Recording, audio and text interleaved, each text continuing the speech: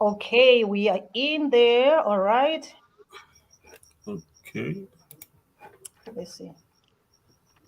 Hey everyone, this is Ziki here, and I hope you're all having a wonderful, wonderful day. It's always a weekend, okay?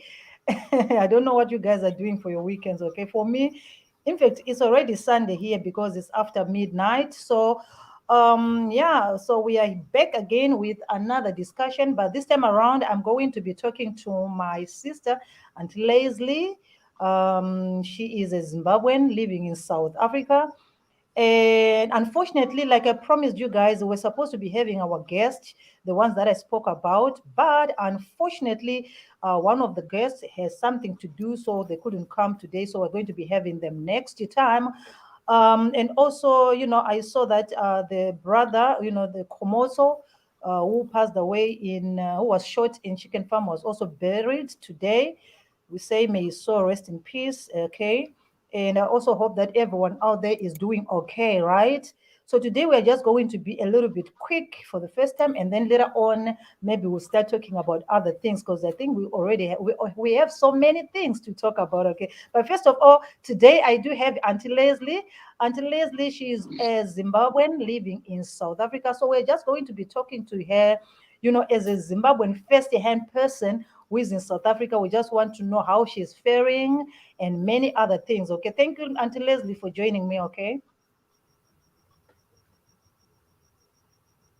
Thank you, Ziki, for having me on your live broadcast today. How are you Okay, thank doing? you. It's nice. So, Auntie Leslie, you are a Zimbabwean living in South Africa. When did you go to South Africa? Yes. I came here in South Africa in 2009, 2009, Wow, um, that's which makes it more than 10 years, yeah, wow, that's a for long me living time. That's here a in long South time. Africa. 2009, that's a very, very long Mm. time. Yeah, Now, if it's a I may long, ask you, what made you a long decide to time go to indeed. South Africa of any other country? What made you to choose South Africa?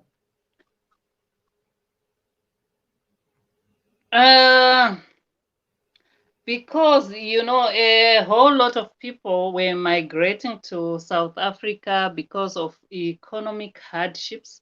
So, South Africa, they were just saying it's a good country to go, and especially you want to look for a job to make a living.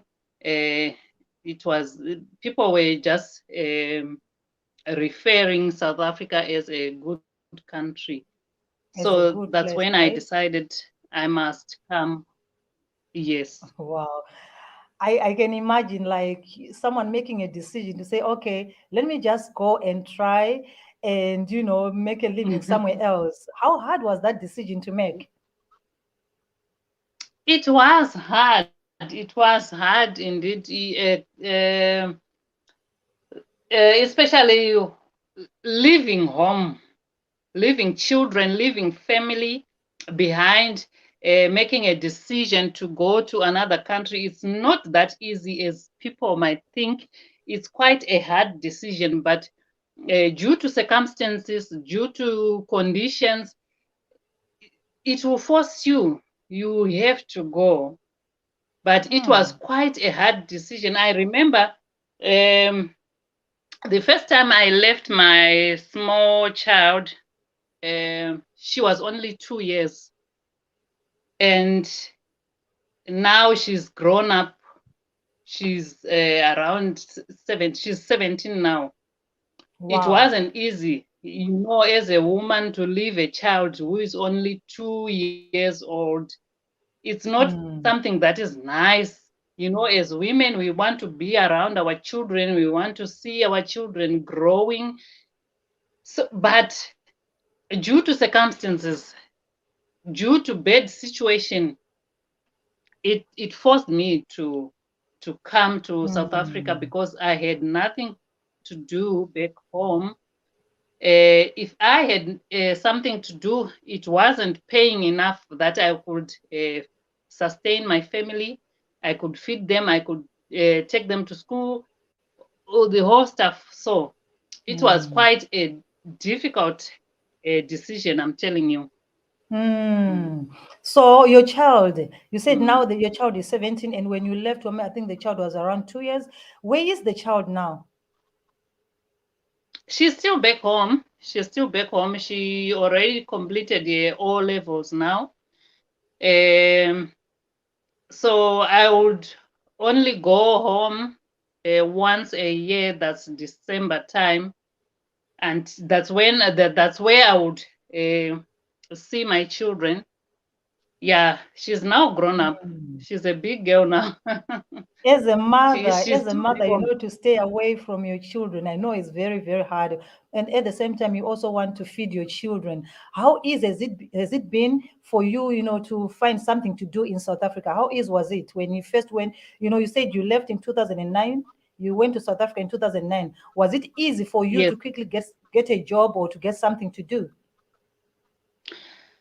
Oh yes, but that time, in fact, my older sister came here first in 2008. She came here first. So I had a place to stay. I came to my sister's place.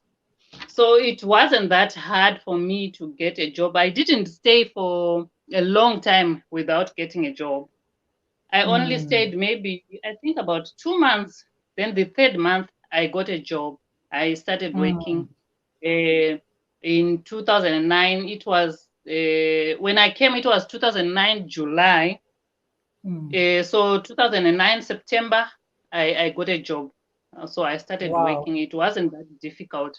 Yeah, So is it is wasn't it that. the is it the same job that you are doing now? You're still doing It is now? the same. It is the same job, but with different people. I Ah, worked with some people for some years. I left. I worked with some people for some years. I left. It's the same okay, job okay. with different people. Yes, So you can safely say that your going to South Africa helped you a lot, right? it did help me a lot because back then when I was home, oh, I was struggling to make ends meet, to feed my children, to bring food on the table. It was quite hard at that time. That's why I decided to take this decision of coming to South Africa because it wasn't working back home. Things were tough that time. I know everyone knows 2008 was the most difficult year in Zimbabwe. It was Yes. quite hard to survive. So that's when my whole life I was saying, I grew up as a kid without even a passport until I got married. I was telling people that why would I get a passport? Where would I go? Why? I'm not gonna leave my country.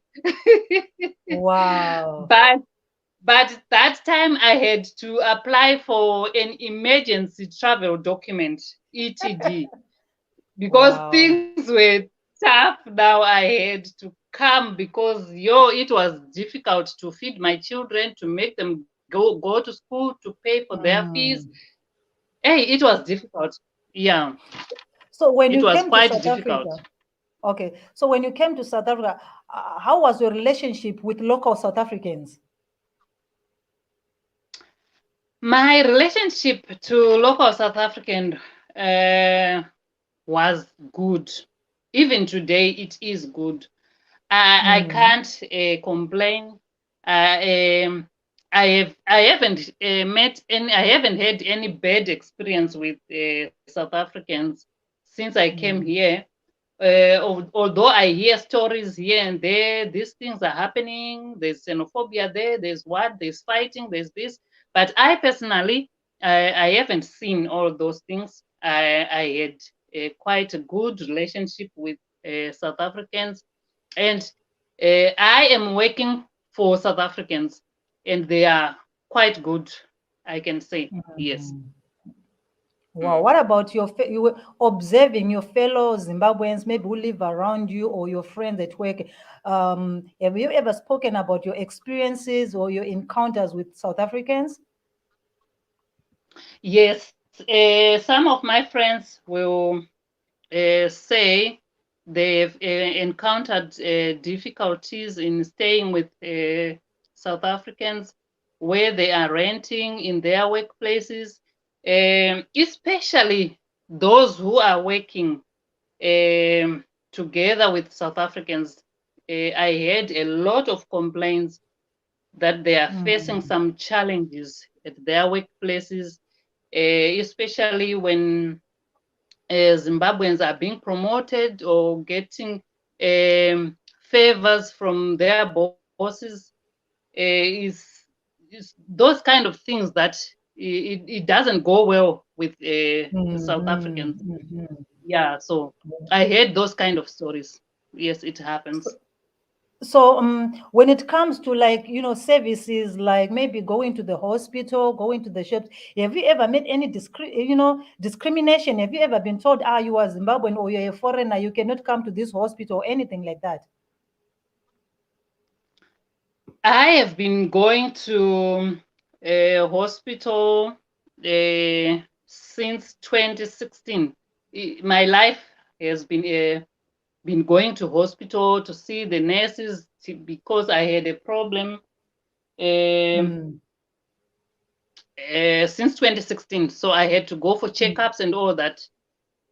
I have never encountered any problem at the clinic or at the hospital or with the doctors. They've been mm, so friendly, they've been so kind, they've been so nice. They treated me so well.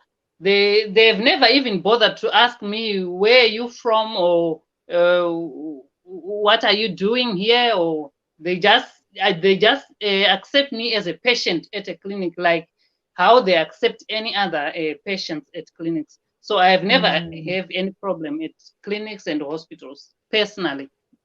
mm. Hey, brother Mm. Nyasha, let me unmute you, okay? All right. How are you doing? I'm good at the south. Now I'm fine. Hi, Are you in South Nasha. Africa? Hi, how are you? I'm fine. Good, I'm good. asking, are you also in South Africa? Yes, I'm living here in South Mm, Africa. how is it there? Where I'm staying, I can say there are no problems currently. There is nothing So there. your area is okay? Yeah, it's fine. It's fine. But these are the issues that we are always seeing on the news. That's why Ah, I have decided to join the program. okay, okay. But hearing what is happening in some other parts or following what is happening in the news, what's your reaction to what is happening now? It's like there is this feeling that you feel to be unsafe in the environment May you because speak up a little bit? I'm saying there is this feeling of feeling to be unsafe because recently I've been following the news. That incident that took place in Deep Sloot, Mm-hmm. um, it was something that's actually caused me to feel unsafe. Mm, So it's like we're just living. It's not a normal life that we're living currently, but we're just saying mm. no. Let's Mm. wait and see what's gonna happen. What is going to happen? Auntie Yes. Leslie, are you feeling insecure? Do you feel, that, Yes. you are not okay considering what is happening, and things that are being said that are going to be happening, how is your general feeling? Honestly speaking, Ziki, we are no longer feeling safe at all. Is that thing that you just stay and you don't know what tomorrow is going to be like. We are just feeling unsafe. That's the reality. Because of the Mm, things that we are hearing, we read each and every time, although we haven't come mm, across all those things, but through hearing, reading, seeing on news, we are living in fear. We are mm. not safe at all. We are not feeling safe. Yes. So when are you planning on going back home? Not safe at home. Are you planning on going back home soon, considering, or are you Yes, preparing yes, rather? yes, yes. I am Yeah, if it, preparing, Ziki. Anytime soon you will hear me telling you that I am home, because this is not a normal life at all. When you just Mm, wake up and you are scared, if you feel like you want to go to the shops, you don't feel safe, you are just mm, scared, just fear everywhere. So I know. it's not good. I am planning to go back home. Yes. I understand.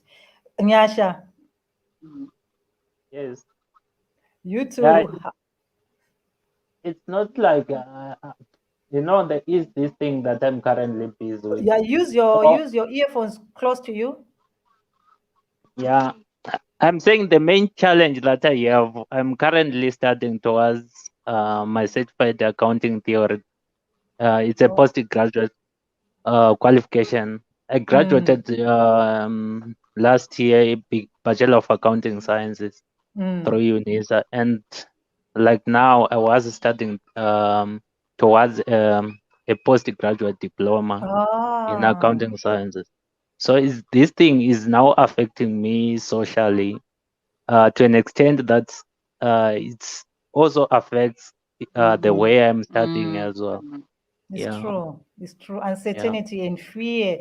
And you just, and also the Yeah. news, and social media, how they put things out. Mm, yes, yes, Wow. I understand how you mm, feel. mm. yeah, Okay, let me open to Brother King here. yeah. Okay, how do I think I'm not sure if Oh, he's still sorry, okay, you sorry. are still here. Yeah, yeah, for sure, for sure. Okay, you are following. Like today, I've got my brother from Zimbabwe and my sister again from Okay. Zimbabwe, and you are here following with us what we Oops, are sorry. talking about. You can feel you are listening and seeing how they feel the uncertainty that they Yeah, are having in that's staying true. in in South Africa. Are things that Yeah. bad? To be real honest with you, okay, for my side, because I stay in Soweto, so um, I don't. For me, like this side, I don't like. I don't see it that bad on this side. Okay. But one thing that I want to say is about the corruption that is happening at SAPS Yeah, at you may the South speak up a African little Police. bit. Oh, sorry, I think my mic it's a bit far. Okay, yeah. So like I was saying that the problem in South Africa, it has to be SAPS, like the government officials. I used to work in a restaurant in Rosebank, right? And me working there, like I used to work with most people from Zimbabwe that side, and Mm, whenever we get stopped at night when we come from work, you will find that police will ask for chocho or bribe. They will say no, pay $50 or pay 500 rand. mm. They'll be checking like their papers, and when they see that you Mm, don't have a paper, you will roughly pay like 1.5. Wow. Yeah, that's the amount. So that's why, like I'm saying, that the problem mm, that is happening in South Africa, it's it's in the government officials. Um, Mm. because for us to blame Zimbabweans, I mean that is like that is like running away from the truth sometimes. Mm, mm, Yeah, mm. because we are like running away from the truth. The problem are the government officials who are working at customs in Bridge, wherever where there's a border, there's huge corruption that is happening there. Mm. Yeah, Also, I wanted to ask you guys about social media. yeah. Do you think social media, or how the media itself, the way they are, publishing these stories that they use, is it accurate or is, hyped, is overhyped, and making it look like it's very, very bad? Now someone is to say, Auntie Leslie. uh, Okay, let me hear King first. Sorry. You said like. Can you repeat the Well, question I there? was talking about okay. how this whole issue is being, published in media, Yeah. okay, and the way it's Yeah. also being spread on social media. Is it the real thing that is on the ground, or it is being hyped? For my side, I would say that it is like 50-50. It is real, and sometimes it is not real. We spoke about the video of the Sutu nationals who were holding AK-47s, and then I told Yes. you that that video it's an old video. It's not a new video. You Mm. see, yeah. So like, if people saw that video currently with the whole situation that is happening in chicken farm in Plainville, people will actually believe that Sutu nationals are the bad Yeah, ones. And yeah, yeah, yeah. yeah, for sure. I mean, like to be correct with you. I mean, Sutu nation. There are some Sutu nationals who are doing bad things in South Africa. But Mm. the problem I told you, it goes to the government, your subs, the every government structure. Is just a mess. That's what I can say about that part. Uh-huh. Auntie Leslie, you have been in South Africa since 2009. Do you feel like it's high time you get a South African, permanent res? Because I've been following other people saying, we have stayed in South Africa for a very long time. In other countries, when you stay for a long time, sometimes you can apply for your permanent res. What do you think?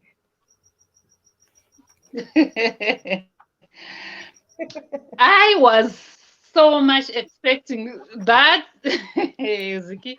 I was expecting that very, very much. But Mm-hmm. anyway, when they announced that they were no longer going to extend our ZEP permit, because I am a ZEP permit holder since they started in Okay, 2010. okay, I see. So Mm-hmm. I was hoping that maybe since we have been renewing and we have stayed here for a long time, this time they are going to make us have permanent res or something. But it Mm. came the opposite way, and they said they are not gonna um, renew Renew the our permits. permits, the ZEP permits. And I don't even know why we were expecting that. Yeah, I don't even know why we were expecting that, because I looked at my permit and closely, and they stated that this permit is not renewable. It is written in the permit. It is not Really? renewable, but we ignored that. We thought, no. Yes, they wrote that it is in my permit that it is not renewable. But I don't know why we were expecting that they are going to give us a permanent raise. So we were ignoring that. We were expecting, we were having our own expectations that were against. Oh, you Uh, you were just, we, this thing of just yeah, following what, yeah, what people say. If you stay in a country for a long time with a permit, you can now get a permanent res yes, in this. Oh Mm. my God. So yes. December is So when coming they and announced this. that they are not going to Mm-hmm. mm, yeah. So Well, I was I asked. personally, I just took it in, and I accepted it, that they are no longer renewing our permits, and it is written in those permits that it's not renewable, but we chose to ignore that. Nice. So you were hoping for a miracle, eh? We Nice. were hoping for a miracle. Did you guys listen to the to Papa? Maybe Papa told you, they're going to renew it.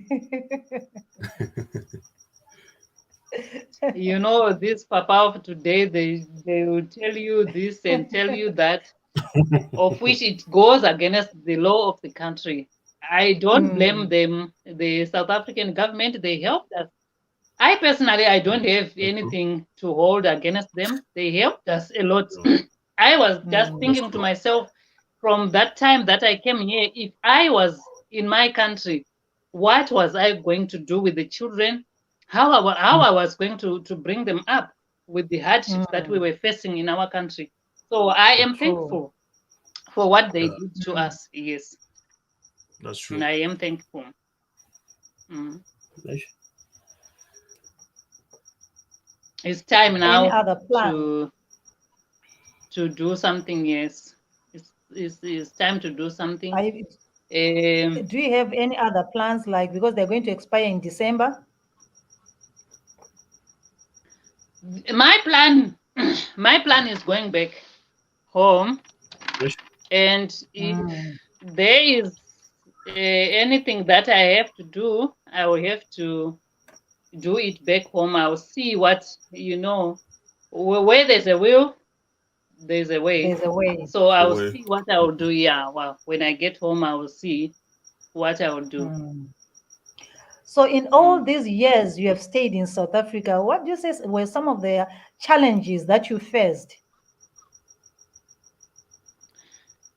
The challenges that we face, it differs with individual according to how their families are, according to their responsibilities. I had kids, I have children that I wanted to educate. I managed to take my first daughter to university, and she graduated in 2018. That I am very proud of. It's good. Yes. Wow.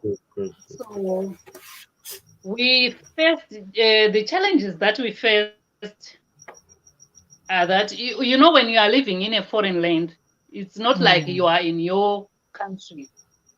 Some of the things you limit yourself, you restrict yourself, you don't go there, you don't do this because you are scared of what people will say, what they will think. But anyway, I live nicely. I was a person who was an outgoing person. I wasn't that traveling person who will go this place to that place, that place. So all these things that sometimes I will hear them, I don't see them. But it's okay. We are surviving. You are Yeah, surviving. we are That's surviving. amazing. At least you know that you came to South Africa. You managed to send your daughter to school. She's a graduate now, and your other child is also what you said. Your other child is what, the youngest? She finished O level. She wrote her O level exams. That's amazing, ne? But Yes. at least you have something that you can say, okay, I sacrificed my family to go to a certain country, and this is what I achieved. Really, I applaud you for that. Yeah. I really applaud. So your children, do they also want to come to South Africa? No, they are encouraging me to come back home. They are saying, "Mommy, you have done you have played your part. Come back home. We will see what we can do for you." They don't want to come here. They don't want to come here. Nice. Yeah. Are they I don't know afraid whose of what is network happening? is low here. I can't see. I think that's Ziki's network. I think It's mine. Yeah, it's yeah. mine. Yeah. Oh, it's your network. Okay. I said your children, are they afraid of what is happening here? They are really afraid. Each and every time I wake up with a message, "Mommy, are you okay? Please come back home. They are waiting for me." You are the lucky They want one. me to come back, to go back home. Yes. Wow. You are And the lucky one. when things are showing on TV how they look, so everyone is scared at home. They are like, "Hey, people are being banned there. Can you please just pack your bags and come back?" And I said, "No, I'm fine." Wow. Yeah. I really understand. Now, there's also been a thing of people crying about crime. People committing. Have you ever been, what do you call it? There's a statement that they use, nkunzi or something like that. Nkunzi, Have you ever been? Babambi Nkunzi. Babambi Nkunzi. nkunzi. Yeah. Hey, the worst experience that I had about Nkunzi Ziki, that was 2018 in 25th of June when they killed my husband. Mm, My What? mm, husband mm, was, mm, mm, yes, my husband was killed here where I stay. I'm so They sorry. robbed him and they killed him. Yeah, they robbed him and mm, they killed him too. That was mm, the mm, worst, mm. Wow. worst So, time of my life in South Africa, 2018 June. mm, mm. Wow. Were the perpetrators caught? Mm. Were they caught? I don't know. I don't know. I have no idea if they were caught or what. I don't know. But the police were here. They took the statement and all that. But I don't know if Mm. they caught. I don't know if I have to follow up or what. I don't know the procedures. Or they have to come to me to Yeah, tell me Mm, they caught someone or what. yeah. mm, Because like they were supposed to communicate with you. That's Mm. another problem that I faced. Where I was pointed with a gun. I was actually stabbed. Yeah. That happened around like February this year. mm. Mm. So Mm. I opened a case, and then the whole thing just vanished. That's Yes. yeah, that's a problem that we are facing. That's a problem we are facing. Wow. Yeah, because Wow. now That's And the um police station is not even far. It's just right mm, here behind where I stay. It's not very far, but they never came with a feedback that they caught anyone yeah, or what's going on. I don't even know. that's true. That's true. wow. This is Mm. really serious, eh? That's That's sorry, the Auntie worst Leslie. Sorry. experience. Yeah, that Yeah, was I Mm, my worst experience in South Africa. I can mm. imagine. I can imagine. Because Mm. like Wow. Zeki, on my case, I Mm. caught like one person. One person I caught him, Mm. and that person he was in prison. But now I don't know whether he's still in prison or he's out because my case just ended up in the air. I mean, that's another Just problem that Mm. we are facing in South Africa is the just corruption dying like itself. that. Yes, The Mm. yes, police are so imagine for you, Auntie Leslie, you go through something like that and you don't even have the closure to know that the people who did this to your husband were caught or nothing, like nothing happened. You see? mm, Nothing. I just pray Wow. about it to God to It's review. true. My prayer every time is, God, can you please review these people, and they must come and tell me why they killed him. If they had mm, robbed, Mm, well, they robbed him, money, cell phones, and everything. But why did they kill him?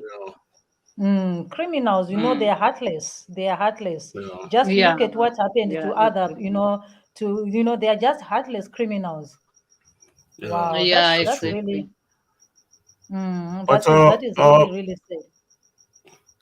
but Zeki, I just want to ask you, like, do you see where the problem of people not being on the system becomes a problem? Because like if like I know that I'm not like on the South African system, I know that I can get away with anything that I do. True, it's Mm. true. So Mm-hmm. like you see like where the problem is, I tell you, is the people who are like in government officials, the people who are doing all of these corruptions, It's who are true. causing It's all of true. these problems. Because like we can complain about the foreigners and that, but the problem is the government officials who are not like enforcing the law. You spoke about China, like Mm. how they enforce the law. They make sure that everybody follows their like their laws there. And then In here China, it's you a don't different play. story.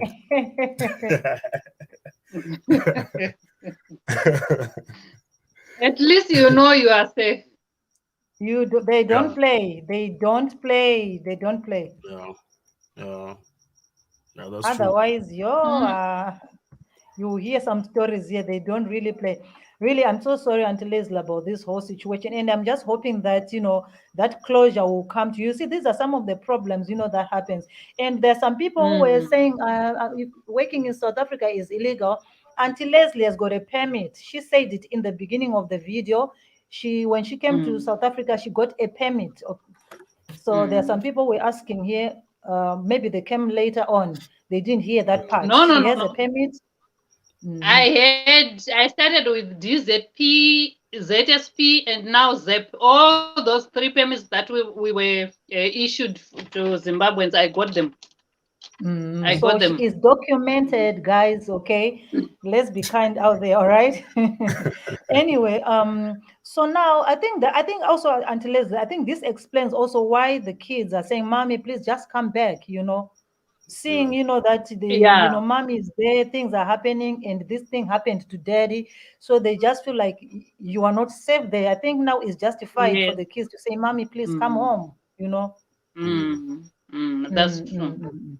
That's true. Wow, wow. Yeah, yeah, it's really painful, guys.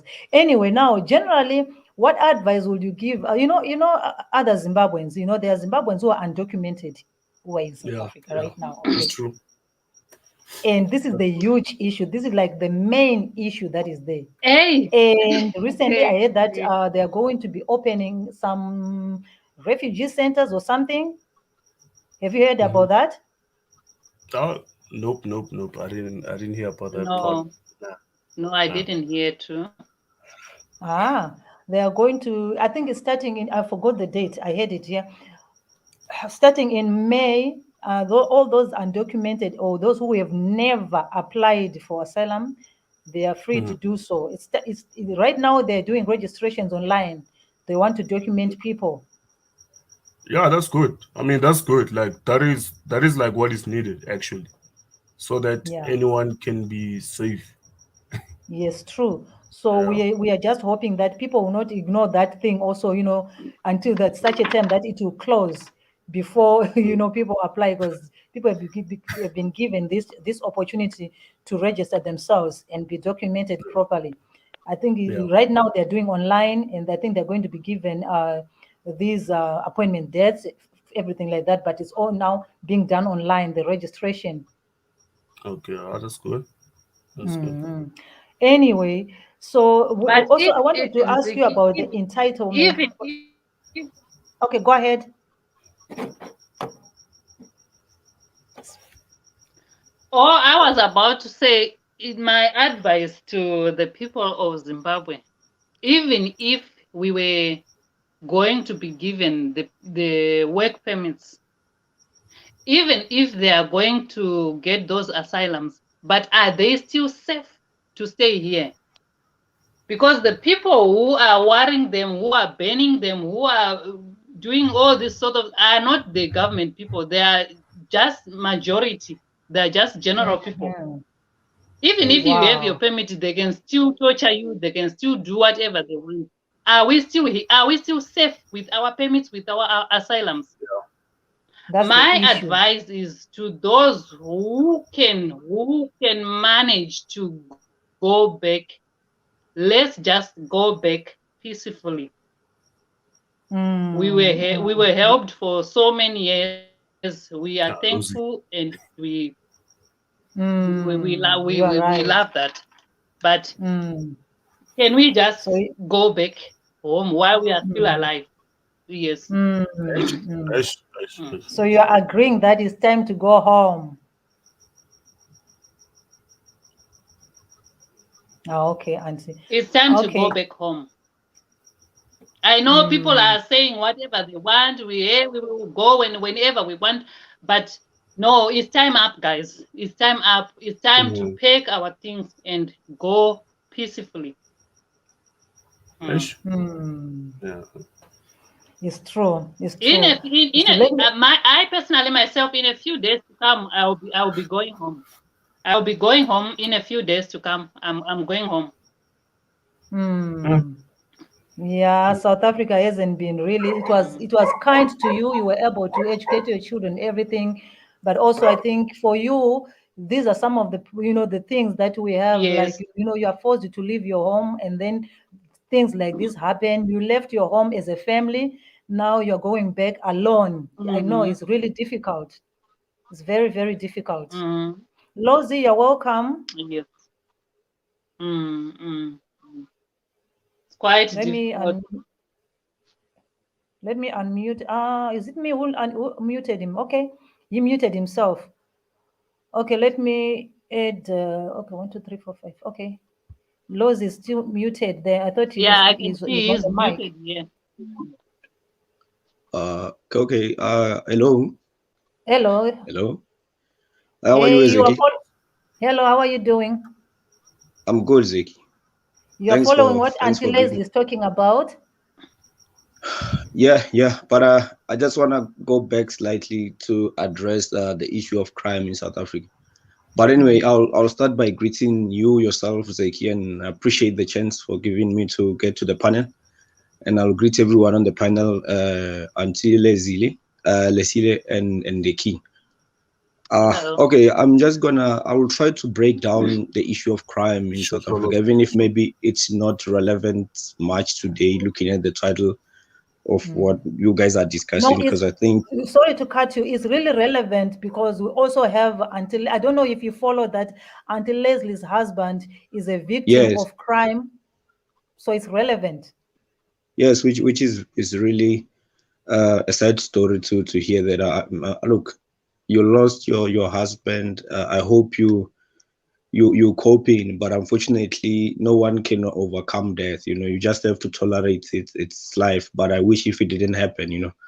That's why really want to address the issue of crime in South Africa, because I was raised in the villages in Limpopo, or in a town called Zanin. So I'm Lobedu by tribe, and just the whole background. So what I've learned is that 2010 was my first year in university, first year arriving in Johannesburg. So obviously we've got poverty in the whole entire Africa, but as per regions, nations, the poverty level is not the same. What I saw back in Limpopo, especially just after apartheid, is that there was a point from, I would say, from 2005 up to today. I saw like poverty being reduced in the looking at the villages, the townships, the suburbs, just the whole urban area. I'll say today we have got much better living standards compared to days before 2000. I've seen that improvement. But looking at crime, when I got to Gauteng, I went to Pretoria. I stayed in Mamelodi because I was still looking for accommodation in the city in Pretoria. So what I've learned is that when I got in Mamelodi, I saw a society that was slightly different from where I come from. The thing was, it was more of a diverse society. But as I'm speaking, Lowell is closer to Beni, closer to Tswana, and so to I could, what is the word? I could I could adapt easily into the society. I could fit well in the Yes, society. yes, yes. My grandmother, she's from there as well, so I had relatives around me. But look, observing the society itself, I saw many young girls having kids. It was more like acceptable to see a young girl by the age of 16 in grade 10 or grade 11 with two kids. By 10 o'clock on Monday, I'll carry my bag going to school to catch a taxi to the city. I'll pass by homes. By 10 o'clock, people will be sitting there drinking. And I've realized that even crime rate was high there. And to myself, I thought this is more of an attitude than really blaming crime on poverty. Because where I come from, I would say I saw much poverty than Mamelodi. Mamelodi is a developed township in South Africa. I don't think outside South Africa, apart from Soweto, there's any township better than Mamelodi. I mean, Mamelodi is better than suburbs in some African countries. So I didn't see much of poverty. I saw black people who were thriving. I mean, in my family, my grandmother's family, almost they all successful. They all working in professional jobs. But I realized that the crime is more of entitlement. It's more of the attitude within a society. And this is the whole thing. And I'm gonna break it down into pieces. So even the Africans who leave their African countries come into South Africa, they come with the same mindset. Because the people who were committing crime in Mamelodi, they were not always people who are from there, or per se people who originated from there. It's probably could be a first generation of migrations, people who could be the ones who coming from the shacks, the people who stay in shacks and so on, so forth.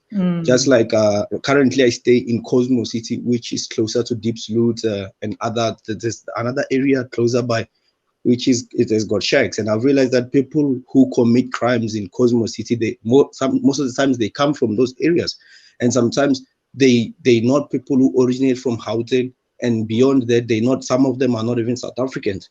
But back at Yeah. home, most of these people don't commit crime. So it's more of an attitude when people come to an environment. So people basically Mm. come to Gauteng or Johannesburg with that mindset that we're going to hustle, right?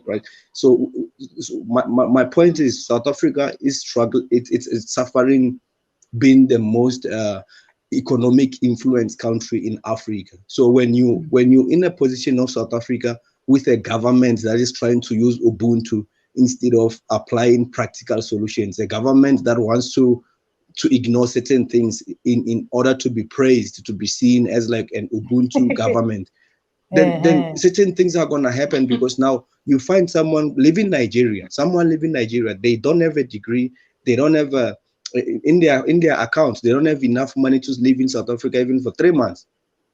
And then that person is not even here because they employ. I don't know how they end up here, but you see, and then at the same time there could be someone from Nigeria or Ghana or Zimbabwe who's here because they got a job, they applied while they were still there. Just like I think Auntie Leslie got she came here with a visa. I forgot what she said, but she applied, I Mm-hmm. think, if I remember. But we also attract the negative ones. So the issue of South Africa now, it's not really the issue of South Africa. When they say crime in South Africa, they just put it there. But if you look at people who do crime, let's say 50% of criminals involved in Johannesburg, in Gauteng, is South Africans. But when you come to Johannesburg, you find out that the stats says 60% of criminal activities are done by foreigners. But are we gonna really look at that and just say foreigners are the problem? No, the problem South Mm. Africa is suffering being an economic powerful country in Africa. South Africa is the only country in Africa with higher GDP per capita and higher GDP. There's no other country in Africa with those both elements. And average African countries, either they have a higher GDP like Nigeria, or they've got a higher GDP per capita like Mauritius. It's only South Africa that has managed to develop to have a higher GDP and higher GDP per capita. And that is going to come with a cost, especially when you have a government like ANC. Now, we have got Egypt that is also doing improving very fast. They also catching up with higher GDP in terms of GDP per capita to South Africa, but they still fall short behind us, and they've got a higher GDP. It's the only other country I can mention. But guess what? Culturally and socially, Egypt is more like Middle Eastern. They've been seen as like they like more Arab. So most Africans are not running to Egypt. You might find out Mm. that Cecily Isley, her husband' life was taken by, could be a South African from Gauteng, could be a South African from Mpumalanga, Limpopo, could be a South African from Zimbabwe, Mozambique, Malawi, could be anyone. So Mm. our government is just not looking at the practicality of Africa. Our government acts like we are USA and our neighbor is Canada. You get my point. Our government is acting like we are Yeah, somewhere it's there in true. Scandinavian countries. So I feel bad for our Zimbabwean sisters and brothers like Auntie Leslie, because they come to South Africa. I mean, I'm listening to a story. You get my point. I'm a human being. I wouldn't encourage Zimbabweans to run away from Zimbabwe, but hey, I don't know what they're facing there. But at the same time, we've got our own issues. But she's Mm. one of those migrants who seem to have came out of different, very tough circumstances. But the problem is everyone is just coming as well. Everyone is coming as True. well. South Africa is in a condition where you come financially, you can survive, but at the same time, crime is there. The question is, what is our government going to do about this? Because if we deal with illegal migrants, trust me, even until Leslie will benefit. Everybody is to benefit if we can deal with, if we can start with illegal migrants, Mm. and from there we can start with probably, I believe, for our economy to do well, we need to stop having Gauteng as a center of an economic hub. I know Durban and Cape Town are trying, but we need to start looking at Limpopo, Northern West. Looking at this small other province being economic hub. I think that will curb the attitude of coming to Johannesburg to hustle, and also just the crime in general. It's true. Thank you for your insight on that, because I Yeah, think that's that's the main issue. I think that is where the whole thing is. Everything is Okay, revolving around I'll loot crime, for now. Mm. Everything is revolt. I want to welcome. What happened to Pesci? Is gone again. What happened to the camera again?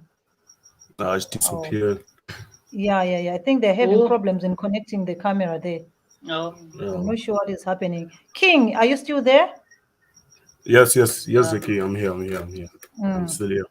Yeah.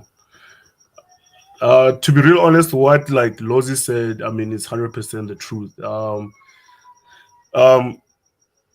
this thing of illegal mm, foreigners, once like it gets solved, everyone will benefit. Everyone. People think that South Africans are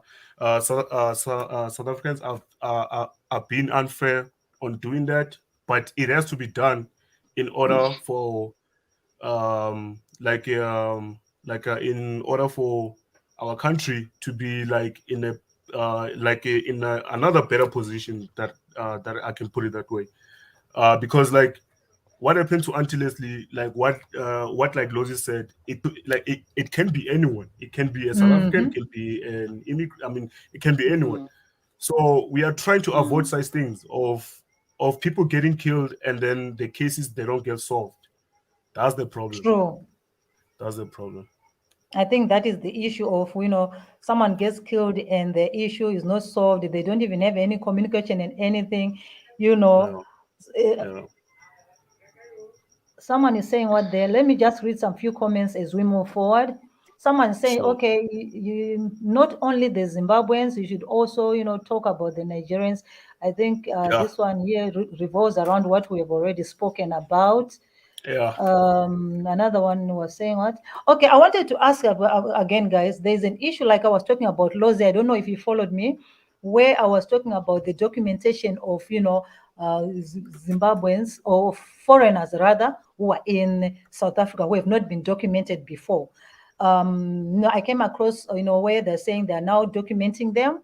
You know, if they're Okay. documented, is it now okay that Mm. they can stay? Okay. You see, what I think the bigger issue is what most Zimbabweans don't understand. And you guys were supposed to actually help fight with us, stand with us. I always say Zimbabwe, Botswana, Mozambique, Swaziland, Lesotho, Namibia. You guys are supposed to protect South Africa by all means, more mm, especially your countries were not supposed to allow anyone to cross that to South Africa. Because guess what? Guess what?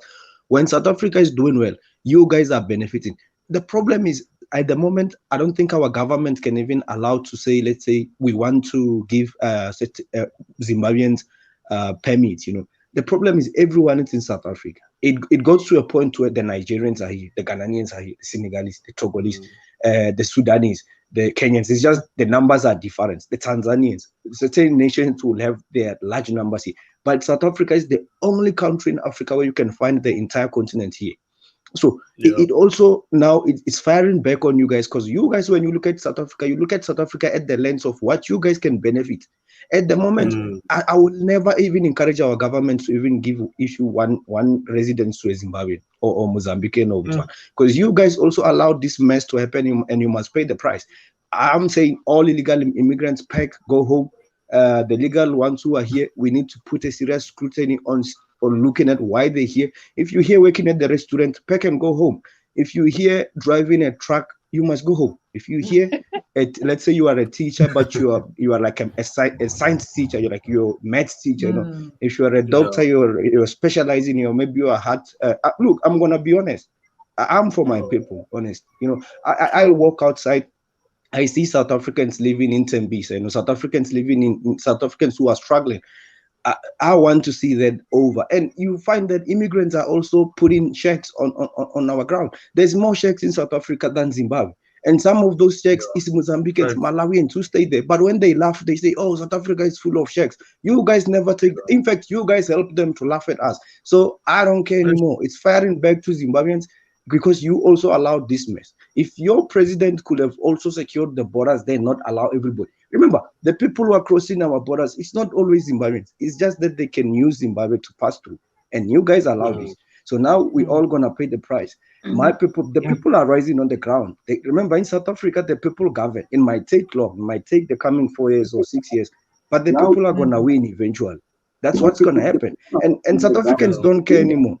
They don't care because you guys don't support us. When we complain about Nigerians, when the Nigerians who sell drugs here call us xenophobic, you guys help them because you don't even want to understand our conditions.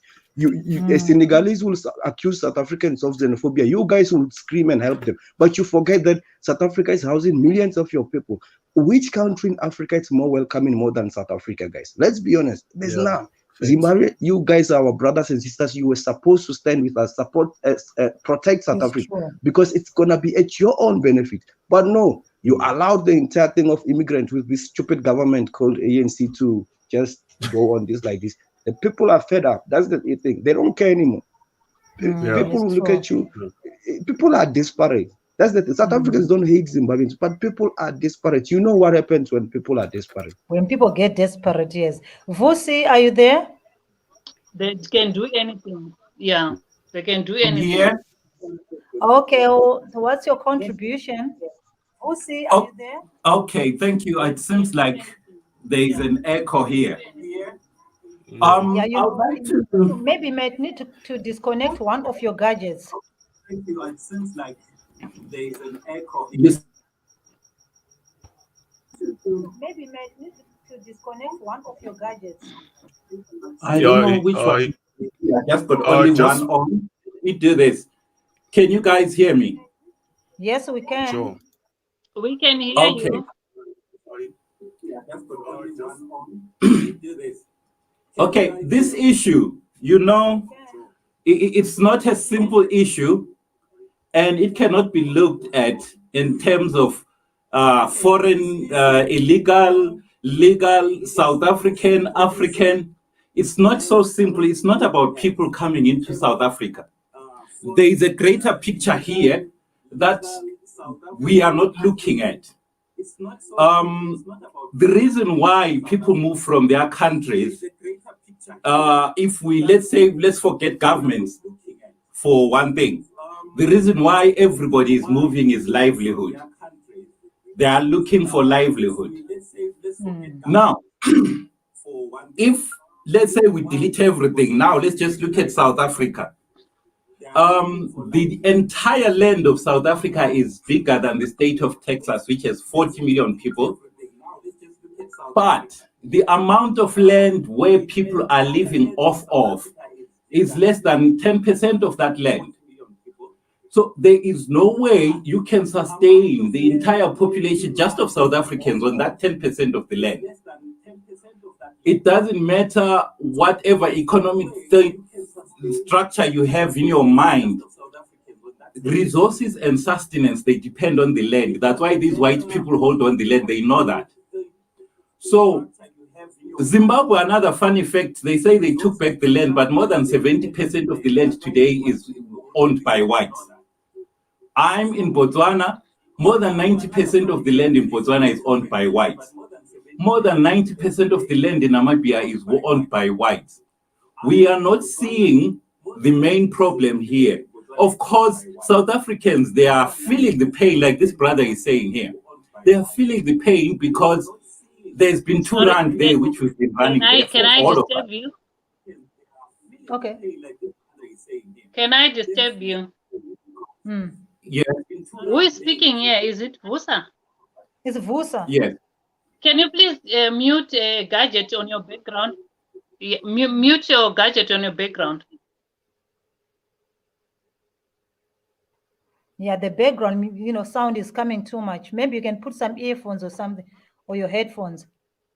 Yeah. Let me have Peshi. Thank you, Peshi. Yeah. Okay, you are back, Vusa. Peshi.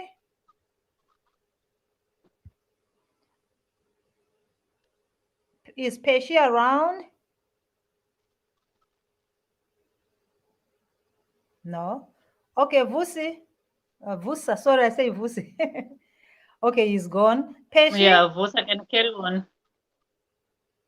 Peshi is also muted. I don't know. Maybe she's not around. Okay, Auntie Leslie. Yes, Ziki. No, yeah, I hear what these guys are talking about. I also feel South Africa is suffocated, guys. We are suffocating them. and we come here in numbers. We are quite a lot. So I just feel they are feeling suffocated. So these people helped us. I do appreciate and I'm grateful. They helped us for these years. I'm sorry for those who are planning to come now when things are like this. It's not a good time for them to come. And even to those who are listening or whoever is going to listen to this video, don't let your relatives now to come here anymore. It's high time we should go and Don't let relatives back out. to our country.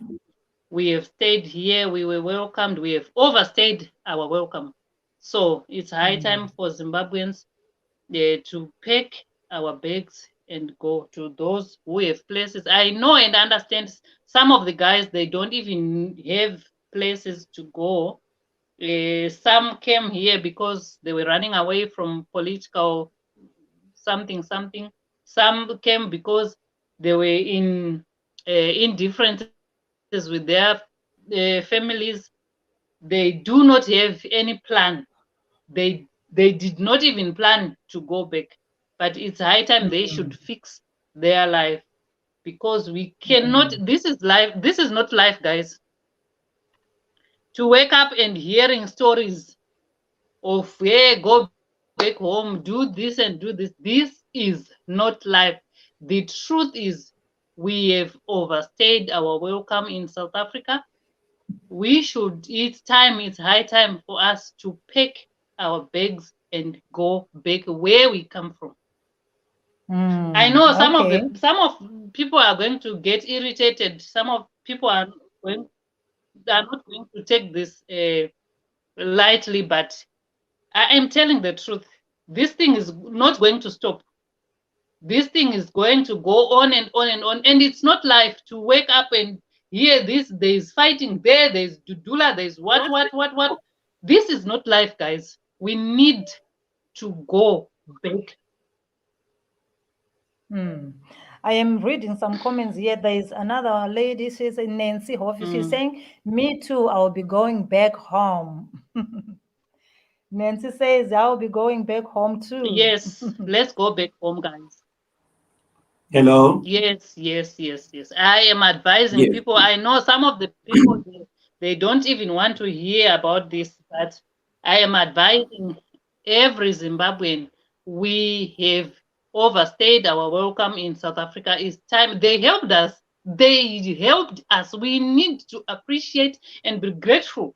They helped us for years. We were working here. We did some built homes, some did huge things. We need to appreciate and be grateful. So it's high time we should go back before something terrible happens.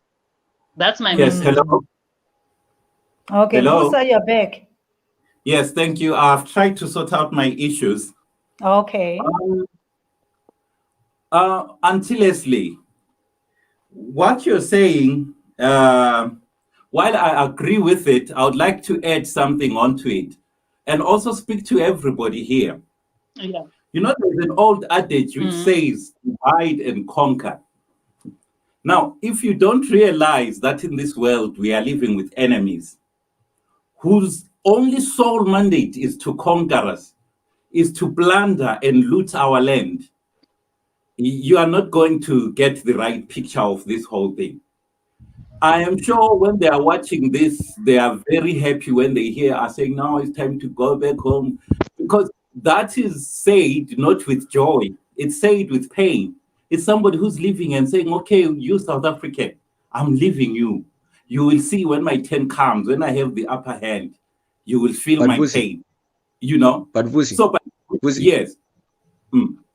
sorry, I don't know if you're done. I just feel like I'm gonna lose a train of my thoughts because you're raising a point that I would like to really appeal to and respond to you.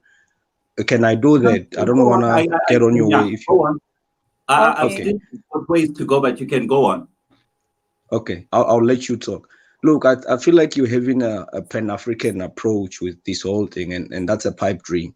At the end of the day, Africa is not going to unite by migration first, and there was never a continent that has achieved that. Even Europe, the richest continent that has been looting the entire world for the past 500 years, is yet to really consider 100% full-blown migration.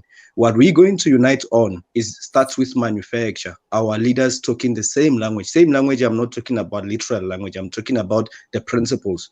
We need to be in a position where the government of Zimbabwe can say, government of South Africa, you have trained our people. They were in your corporations. And South Africa has got, trust me, South Africa has got corporations that can actually raise the economy of Zimbabwe. We're not a developed country, but what we have, we worked with Zimbabweans. I know Zimbabwean engineers. I'm in construction and architecture. I work with them. I did Jacaranda Mall. I worked with some people there. They're actually, some Zimbabweans were doing well, that they were engineers. Many of them.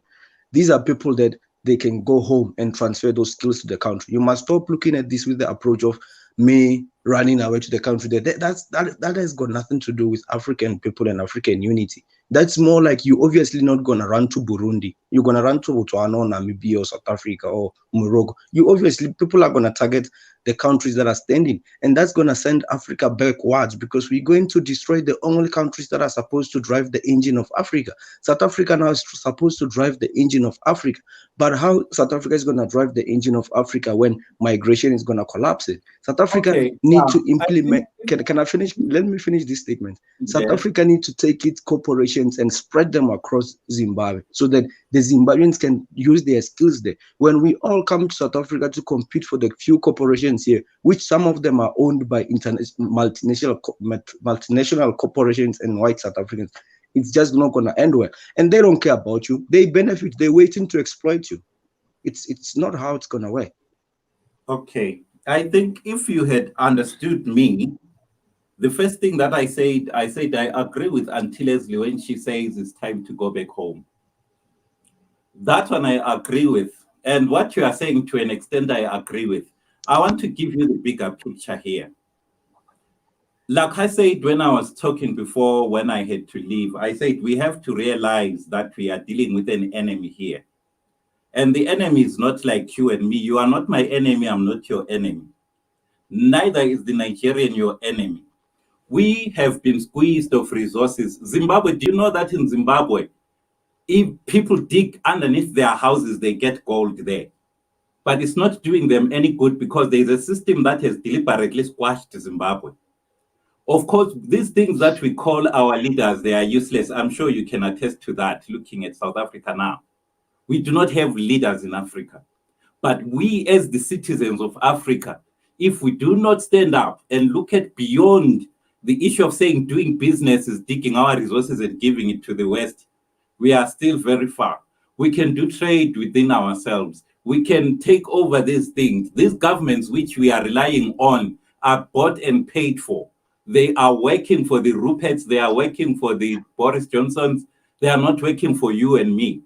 Right now, if you want to see something, South Africans have been crying. We are feeling squeezed. People, there is too much crime. None of your leaders did anything. None of your media did anything.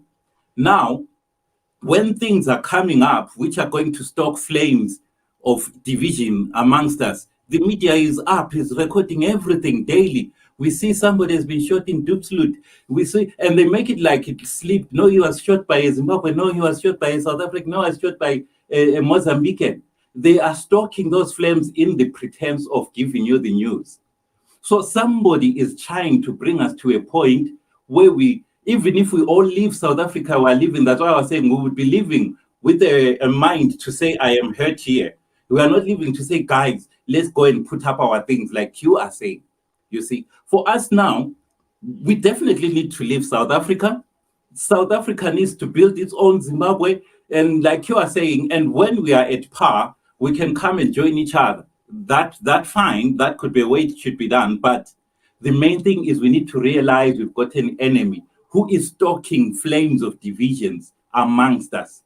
And if the moment we realize and understand who that person is, I tell you one thing today, my brother, if everybody leaves South Africa today, all the foreigners, the sheikhs that you see in South Africa are not going to disappear.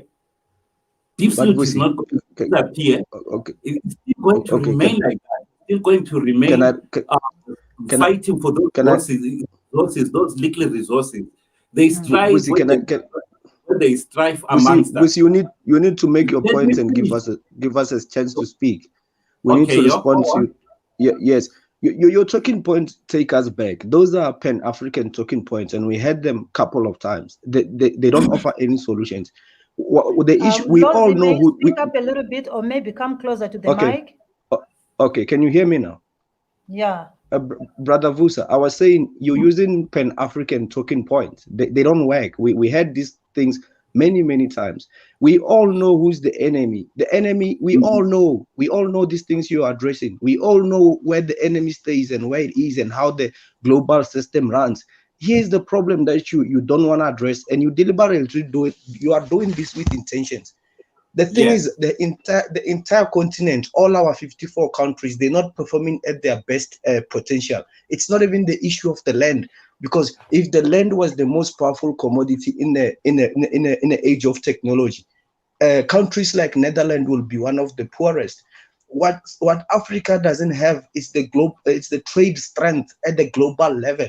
We are under the authority of the Western. We are under the authority of the Western. Here's the point I want to make. Yes, all African. Can I ask you a question? No. I need to make this point. You spoke for a long. You spoke for a long time. Let me finish my point. You spoke for the longest time. Let me make my point. Here's the thing. The entire African countries, all of them, they've got their own problems. But South Africa is supposed to, while we all need to challenge the Western system, South Africa is supposed to fight the Western system while it's carrying the burden of Africa at the same time. Why don't we all focus on fighting in our individual countries so that we can let one country progress as its own? Like currently, we know what's the problem in South Africa. We know where the position of whites is. While we're supposed to deal with them, we're supposed to deal with you guys, the Mozambicans, the Nigerians, everybody wants to be here. How can one country handle all of them?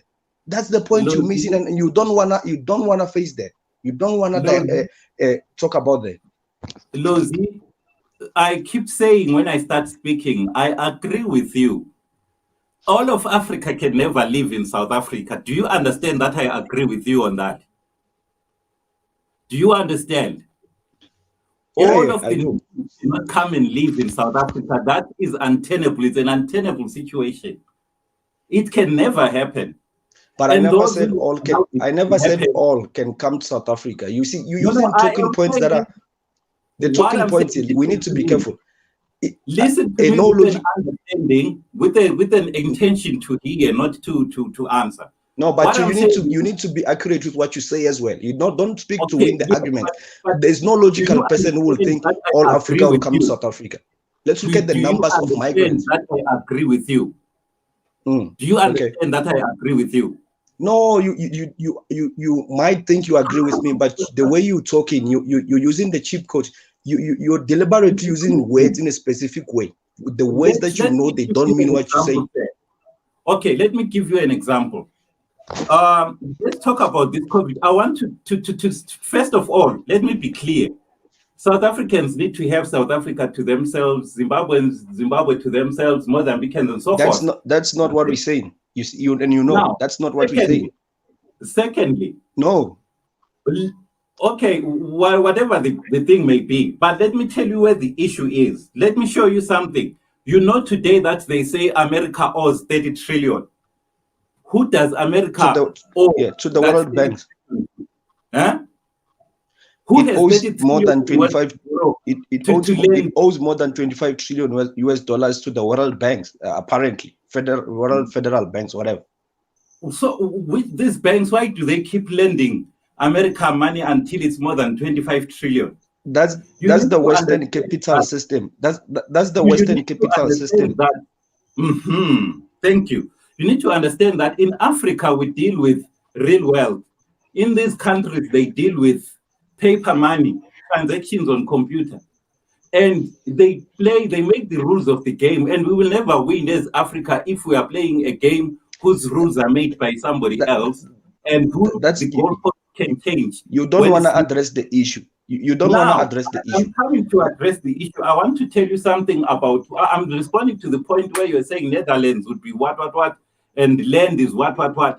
Like how I was saying when I started speaking before, almost all of our land is owned by these European people. Yeah, but It's not Chief, us we who own the land. all know that, but you're not All addressing the the issue. I resources want you to that address are the in issue. land, Address all the the issue. resources that are in the land is owned by them. They dig out and then they pay us pennies. And they squeeze the tap so that has got to do with what, when like we're this. talking about the entire Now, most let me migrants running to continue. South Africa. Let's address the Let me issue. continue. We will get to Let me that. Okay. Let's continue. address Okay, the issue. gentlemen. I would like to talk to people Sorry, now gentlemen. who Vusa. are willing to listen. Now, let me tell you the thing. What is happening here? We have been squeezed of resources. It doesn't matter whether I'm Zimbabwe, even South Africans. They might be saying leave, but South Africans will boil rice and put mayonnaise. That is their lunch, supper, and dinner. Let's In a address the shade, issue, Vusa. with all these Okay, things. gentlemen, So listen. now we are all squeezed. May you just hold on to your point just for a moment? Let me give others a chance so that they don't stay long without saying something, you know. Let me say Oh, yes, hello sure, there. sure.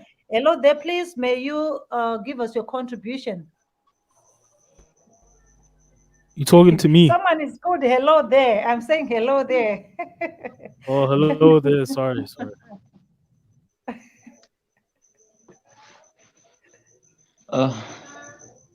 We Hello can't there. hear Are you you. okay? Hello. Josie Gold, go ahead.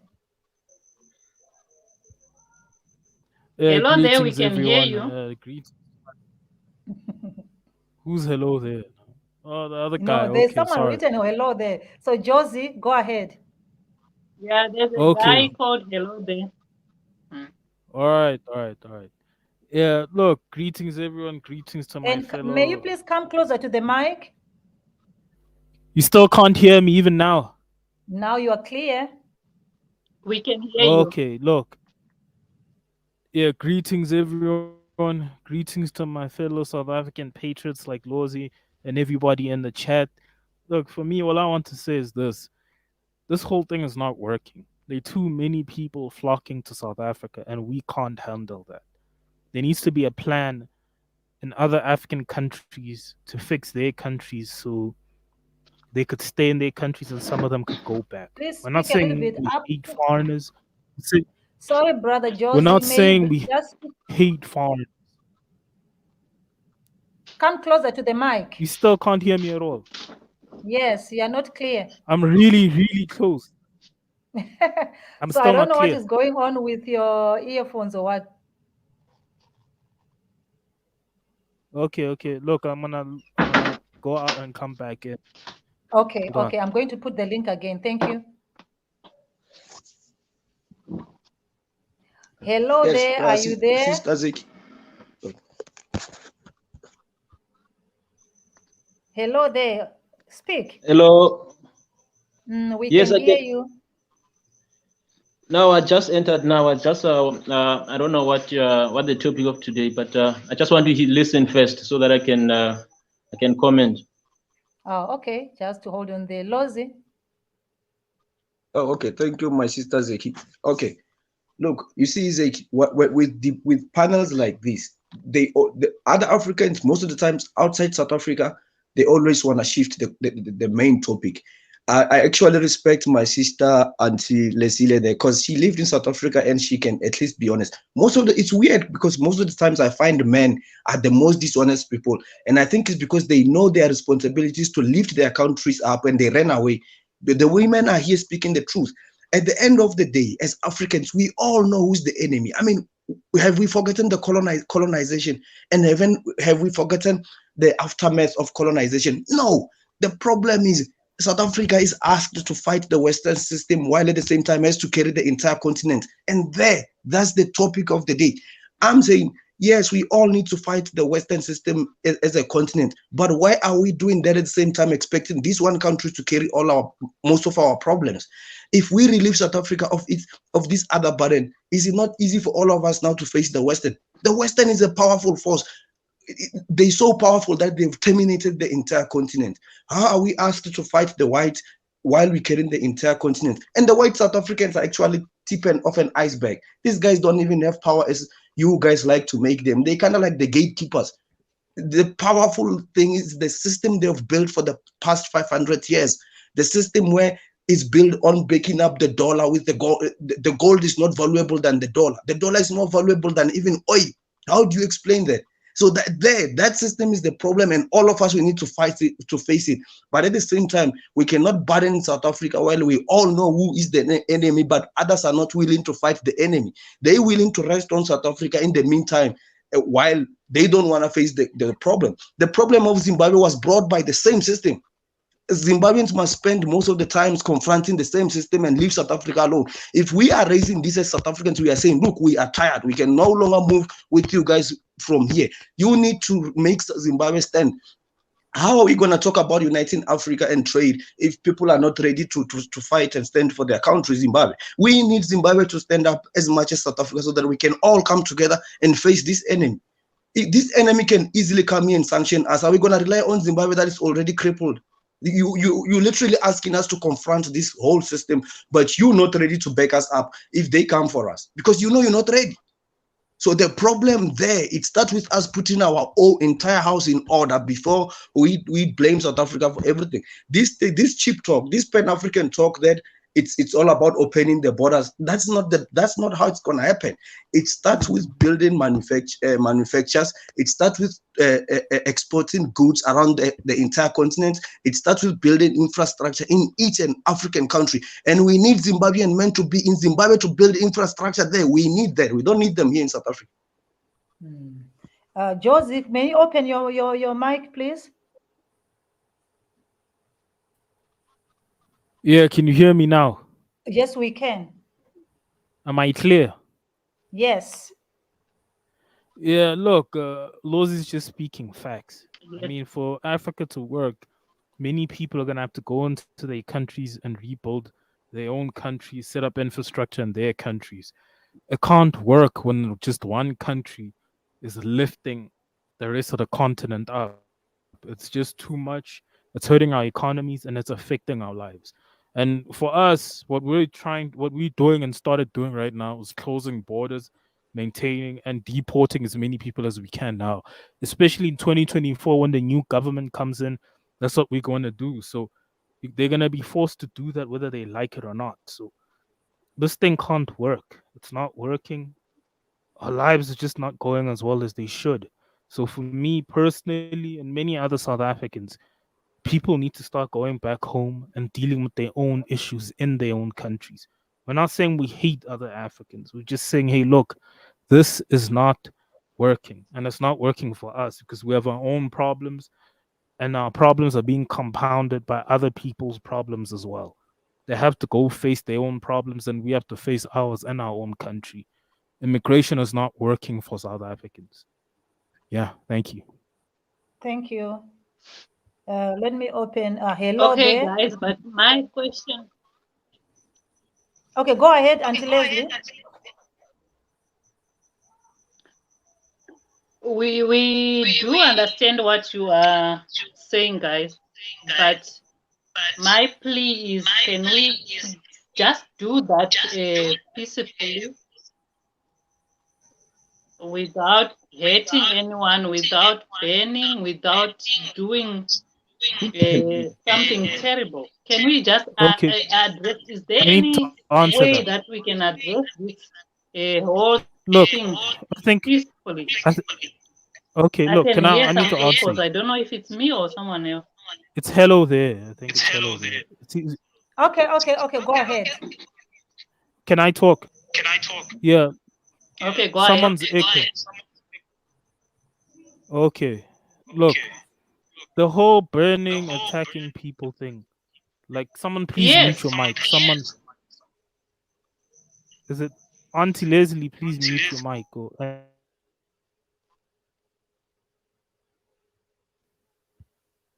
yeah. All right. Okay, look. Now, the issue I'm gonna address Is is it the my thing that mic? people are talking about. Oh, the people that South Africans are going around just attacking people for no reason. That's never the case. What no one ever addresses is what happens when South Africans eventually attack people. 9 out of 10 times it's out of self defense. 9 out of 10 times when you find a lot of these so-called xenophobic attacks, you'll find out there's a South African that's been killed, or South Africans that have been killed, or there's a child that's been kidnapped, raped, or whatever, and killed.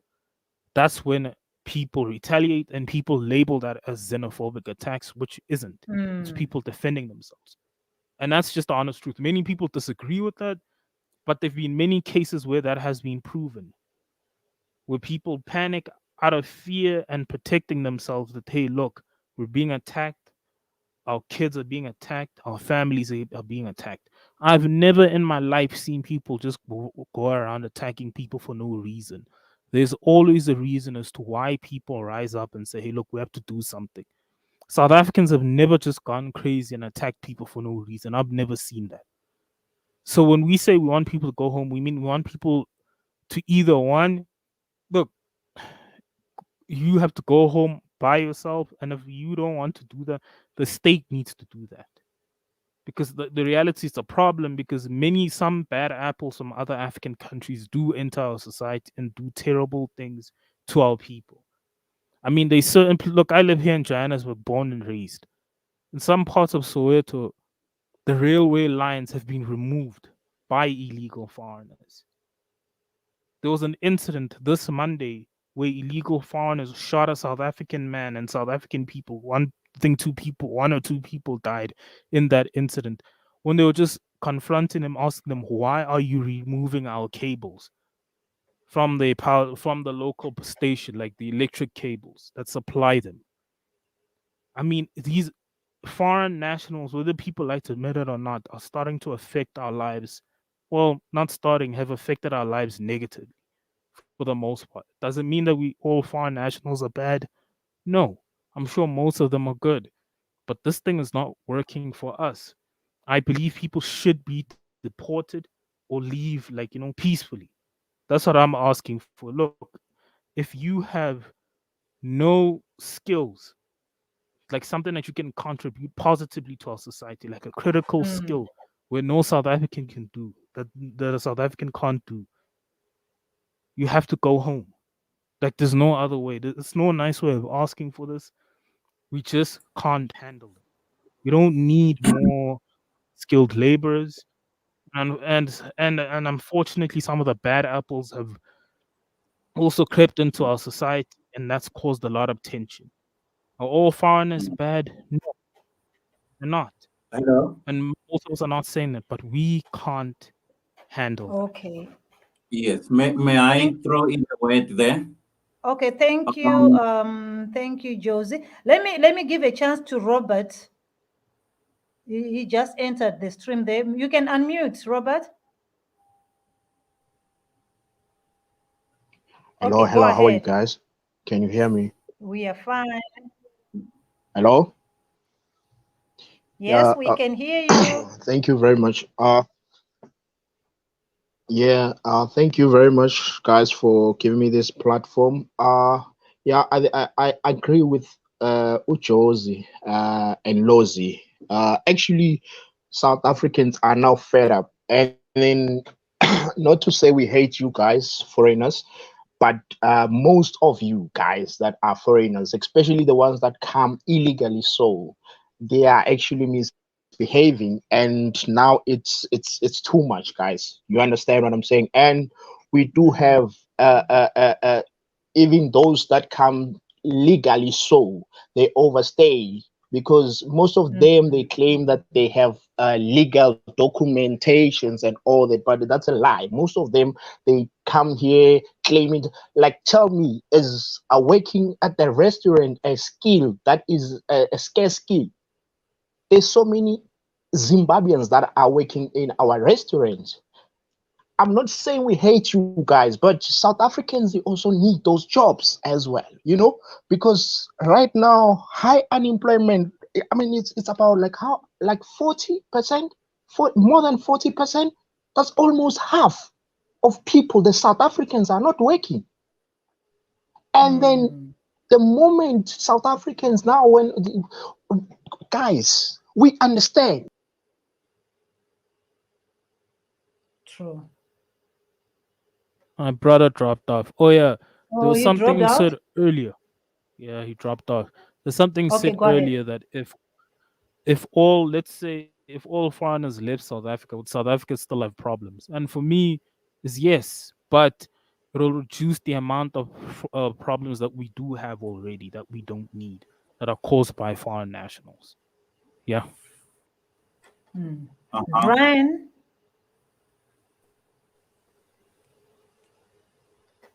is Brian up on the mic? Waiting for Brian. Hello. I think I have been misunderstood here. Josie We can hear you, Lozi Brian. Hello. went out. Uh,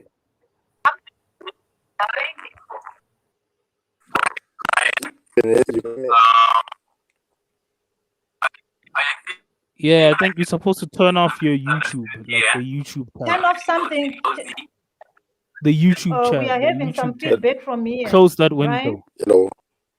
Hello. close Yeah, your we can hear YouTube you. window. Close the. Yeah, I think you're supposed to. The YouTube window. Close it.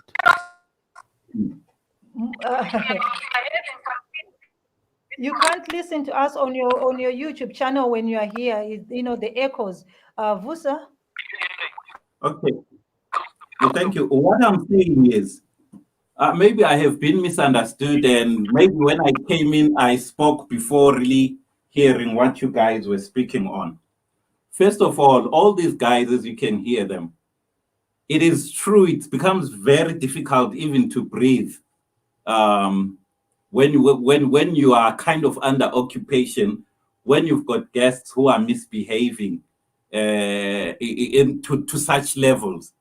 Sometimes even when they are not misbehaving, if the guests are just way too many and the resources are not enough, it can cause strife. So really, that one is the truth. And secondly, I was saying that people need to go back to their own countries and fix their own things, their own issues. But what I am trying to point at is we are not as powerless as you might think. Just if we take the issue away from the politicians, this has been my main point. If we take the issues away from the politicians, we at the grassroots, the people on the ground, we come together. We've got 54 countries in Africa. We've got 54 presidents. And of these 54 presidents, we've got whatsoever. What I'm trying to say is the politicians, they can all fit in one end and yet in one hand, and yet Africa has got 1 billion plus people. Now, if we as the people of Africa, we come together, and when by that I don't mean by going to one geographical place. I am saying if we come together, technology right now, somebody's in China, I'm in Botswana, you are wherever, and we are talking all together at the same time. We use this technology also to group and to create and to reaffirm and to share ideas and to give whatever kind of support to people on the ground. Things would change a lot.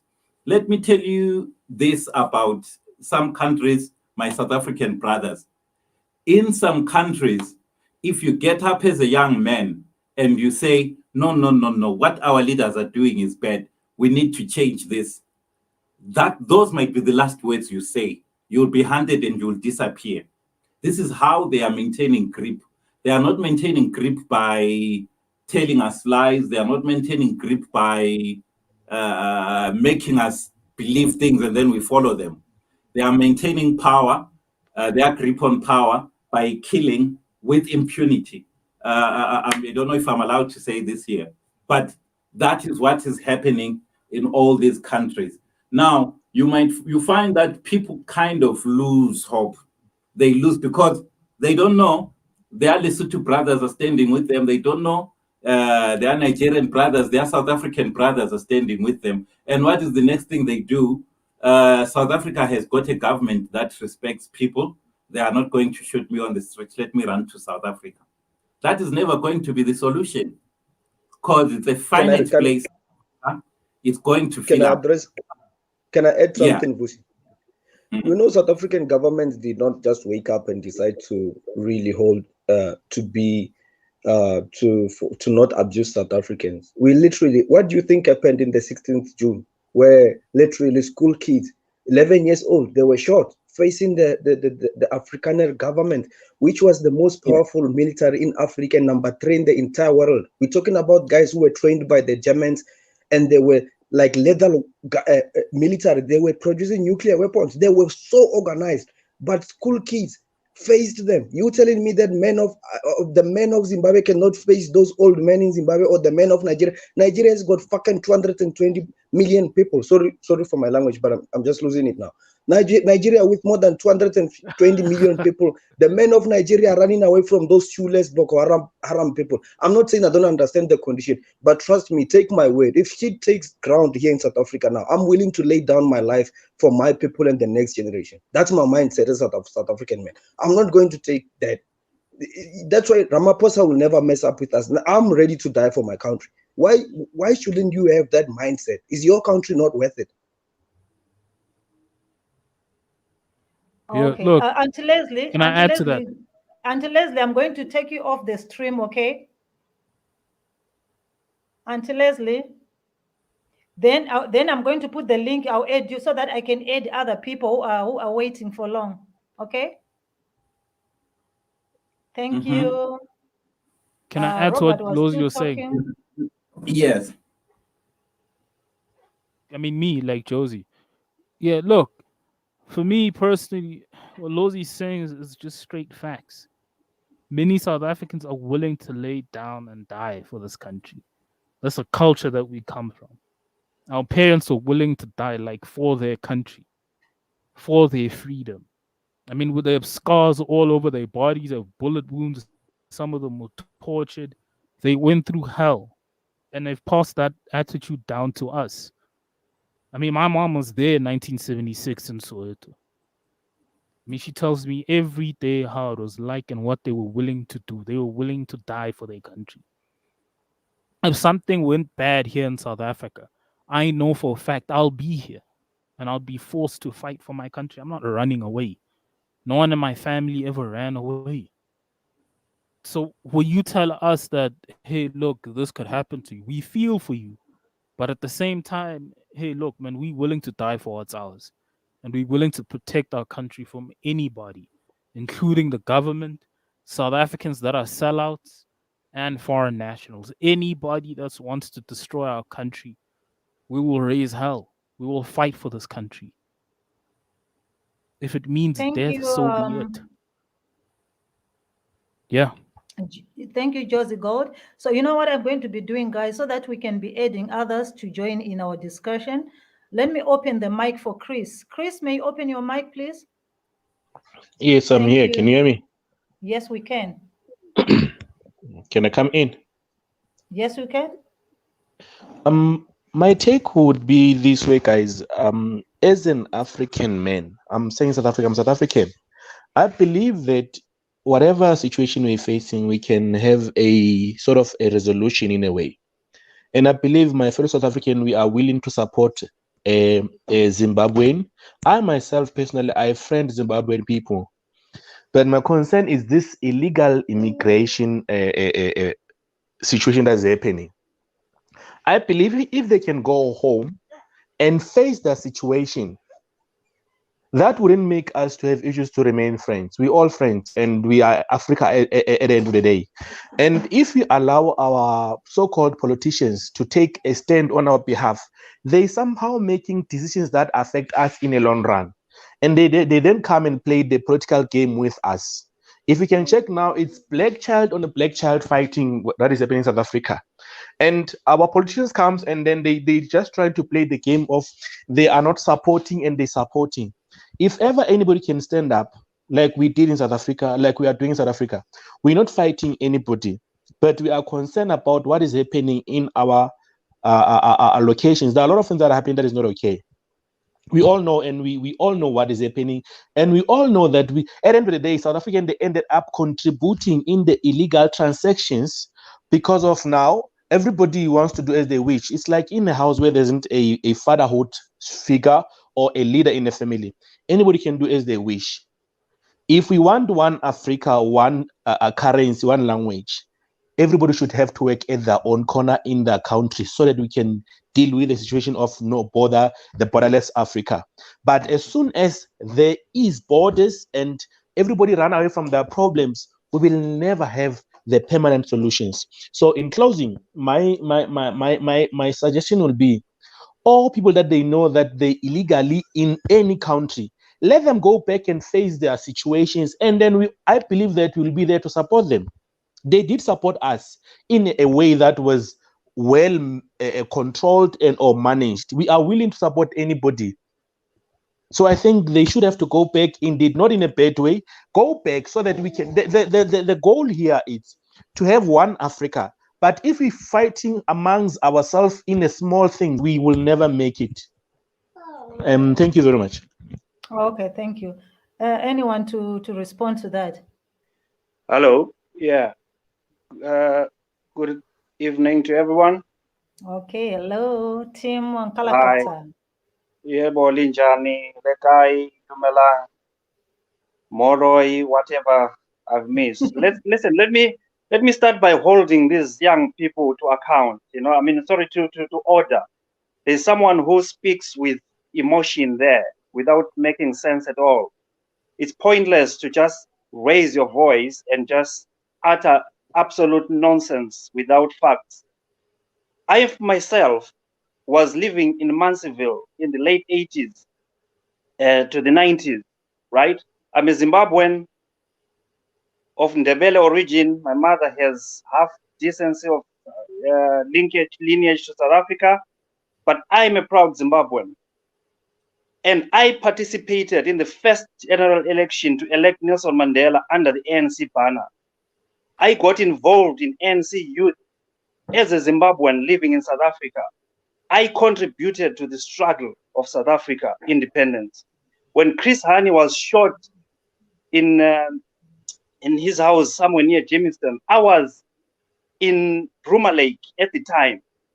We went right to Shell House before it was called what is called Lutuli House now. It used to be called Shell House. I worked in the library because the lady who had was the librarian there was actually protected by my family when he was living in Bulawayo in Lubebe as an exile. And when I was in South Africa, the same person was my boss at Shell House. So this nonsense of saying people should go back and all that is absolute, can you rubbish. Zeki, can you tell this guy to not come here and talk shit don't, like this? Okay, wait, don't, No. Zeki, control this guy. You're not special.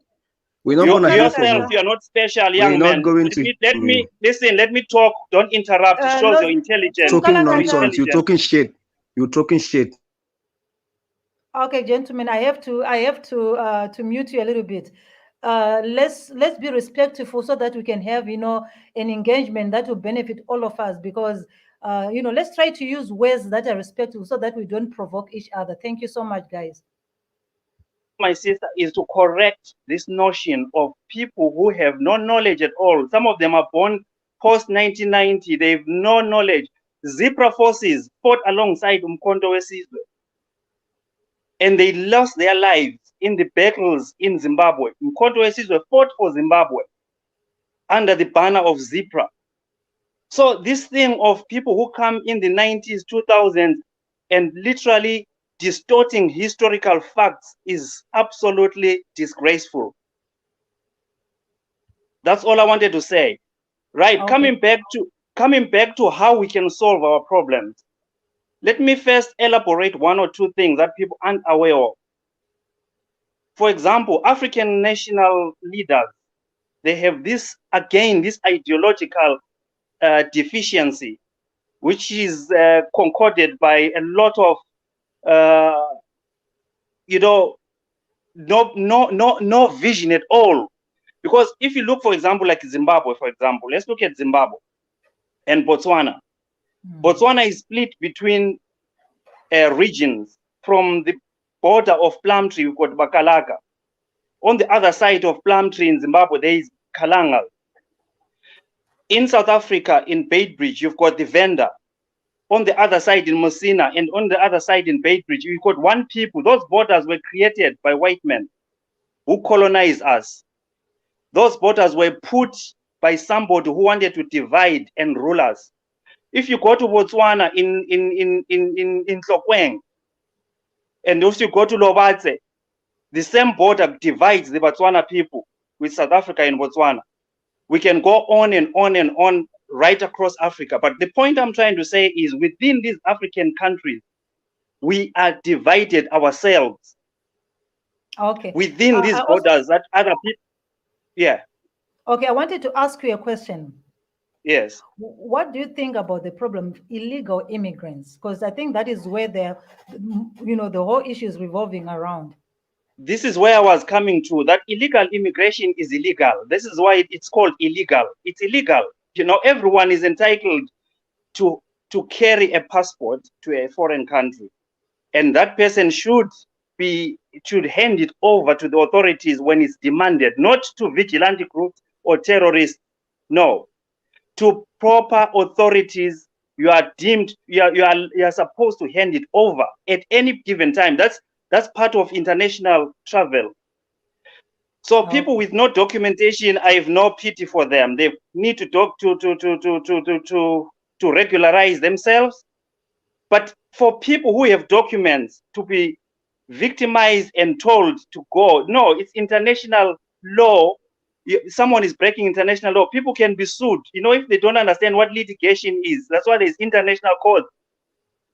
You can sit here and just be full of emotion, but wait a minute, we can take these issues to international court. I was in Brussels right now 2 weeks ago in European Union court, and I was raising this point that people are victimized in Africa by Africans, by their leaders. What are we going to do about it? Some people will find themselves in The Hague, and I can tell you, I will make sure myself personally that people will be held accountable. Interesting. Okay, Let me find Zeki, someone to respond to you. Zeki, I need Can I no, come find in? me. Hi, Ziki. Find me, Zeki. I Hey, need to Pesci. Hello. Can I Look, respond to the gentleman there, please? you can ask Pesci there because it was Pesci's turn to talk. Oh, okay, it's fine. I can wait for Peshi. Peshi, you can come in. It's fine. I'll come after you then. Okay, thanks, Lozi. Thanks for accepting me, Ziki. Good evening, good morning. I don't know whether it's morning down there in China now. You know what? This is disturbing because we've got these senior citizens that are supposed to sit down and catch a breath and let the young generation take over. For instance, like Tim Kalagata, we don't need history anymore. We know history. History didn't take any African country anymore. When you look at the history and look at the other African countries that obtained their freedom before South Africa, where are they now? How is their situation? Now you look at the people, they'll be telling South Africans that you don't have a land. All the African countries, they've got land. How is their status? How are they different to South Africa? But now they are flocking back to the very same South Africans who don't own a land and prefer to leave their land behind. What for? I don't get it. People, this old generation, they need to retire. These current president, they need to retire. We are not in for Pan-Africanism.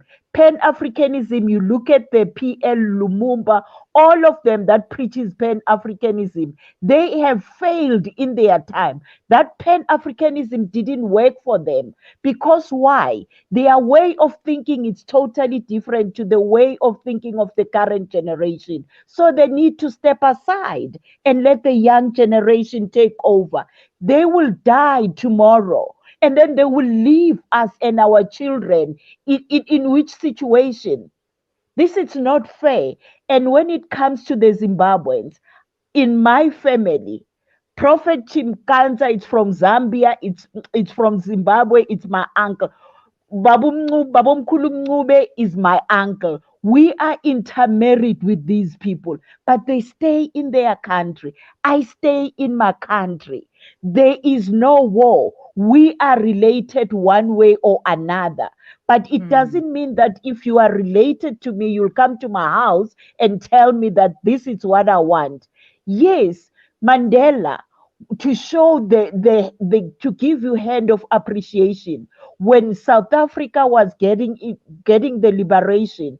He's the one who invited you. People don't understand that there are so many Zimbabweans, not to say they decided to pack their bags and come here. Mandela invited them. He said they can come here. That's why they even came up with the ZEP documentation to be issued. And those, as Auntie have said, that these documents, it states clearly that it's not a permanent document, and it doesn't even give you a hope that you will be a permanent resident of South Africa. Now, what is annoying, you must remember, as the young generation who are always on the media, the spat and the hate and the disrespect that come from the Zimbabweans, it doesn't sit well. And South Africans, our mothers, our fathers, never had guns, never had anything. They were using stones. And when they say they are going to hold a Codesa and discuss, I'm afraid of the Zimbabweans because the blood spurt that it's gonna be here, it's not a threat, guys. And to be misled by the Malemas and everything, the very same Malema, whom they are, those people that are quiet about the whole mess, they are owning their own business in Zimbabwe. They are benefiting. And for Team Galagata, there's something that you need to understand. South Africa doesn't belong to ANC. Whatever agreement that you had with ANC, go to what is that their house that you call in Joburg?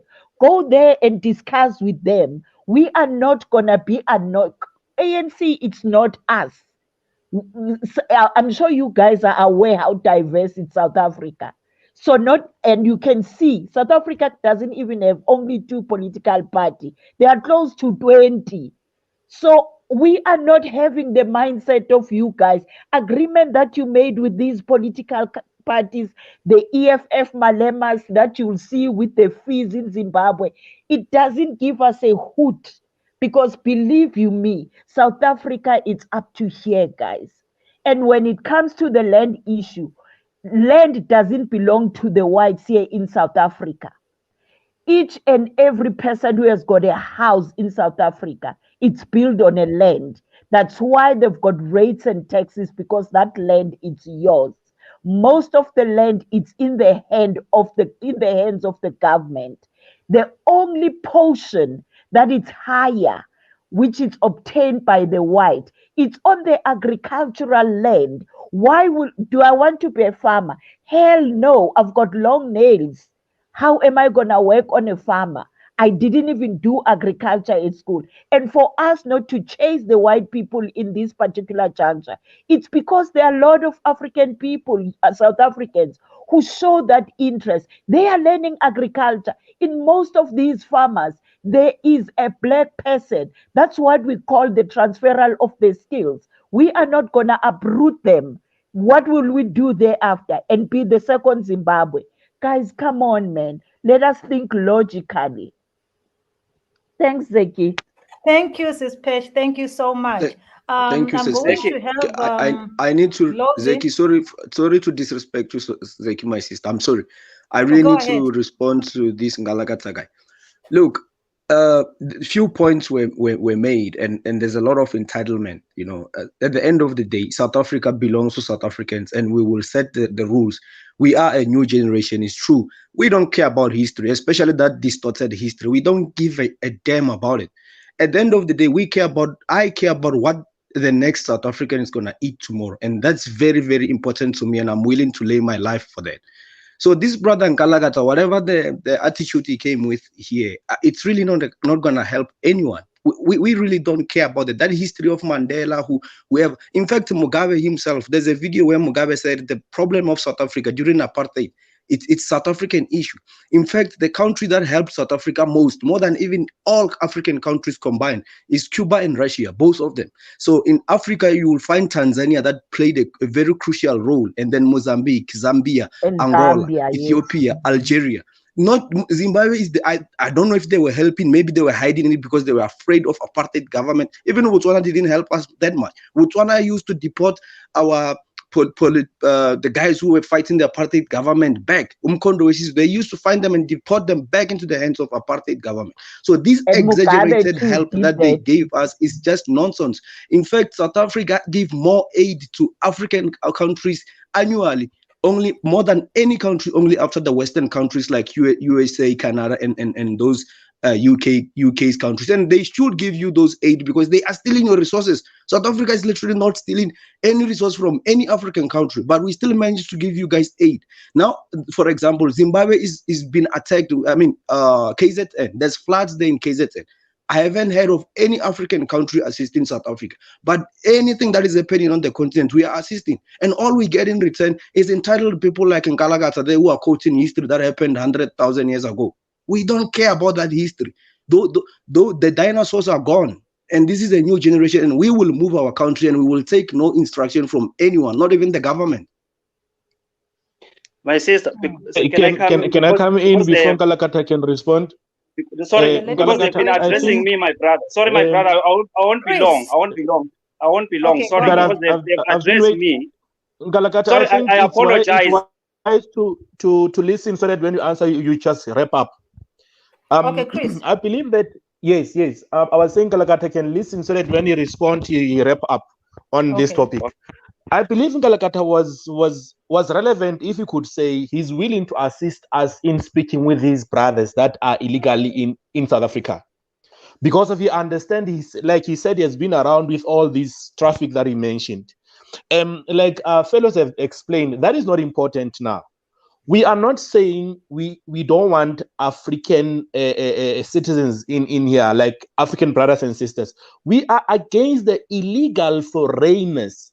And I want you to quote me right, Nkalakatha. We're not only against Zimbabweans. We are saying all illegal people that are in South Africa, let them pack and go. You know what is our reason? Our reason is they are ended up being active in illegal transactions, and they are nowhere to be traced. As a result, that they get motivated that they can participate in any situation. Nkalakatha, let me make an example now. If in your house it happens that I'm visiting there, but you for some reason you don't understand that I'm one of the neighbors, but you don't know exactly where is my house. Should there be something missing in your house, you won't be able to hold me accountable. So I was saying, Nkalakatha, it's fine. We understand where you're coming from, but my point is, speak to the brothers that are illegally in South Africa and let them go home. The reason of them going home is to take back the power that it's now when they have to go for the elections, they must man up. Let them stand up. Because if they're not standing up, they're gonna always run away from their house. We understand that we want to hear, but as long as you can come from the front door. And please don't allow the politicians to make use of you. I know of a lot of Zimbabwean, to be specific, that are used by the white people in the farms. And they cannot complain, they cannot do anything. You'll find some of them in the hour, they rate in something like 15 rand. They even got paid late, they can't do anything because of the white man who says, how did you came here?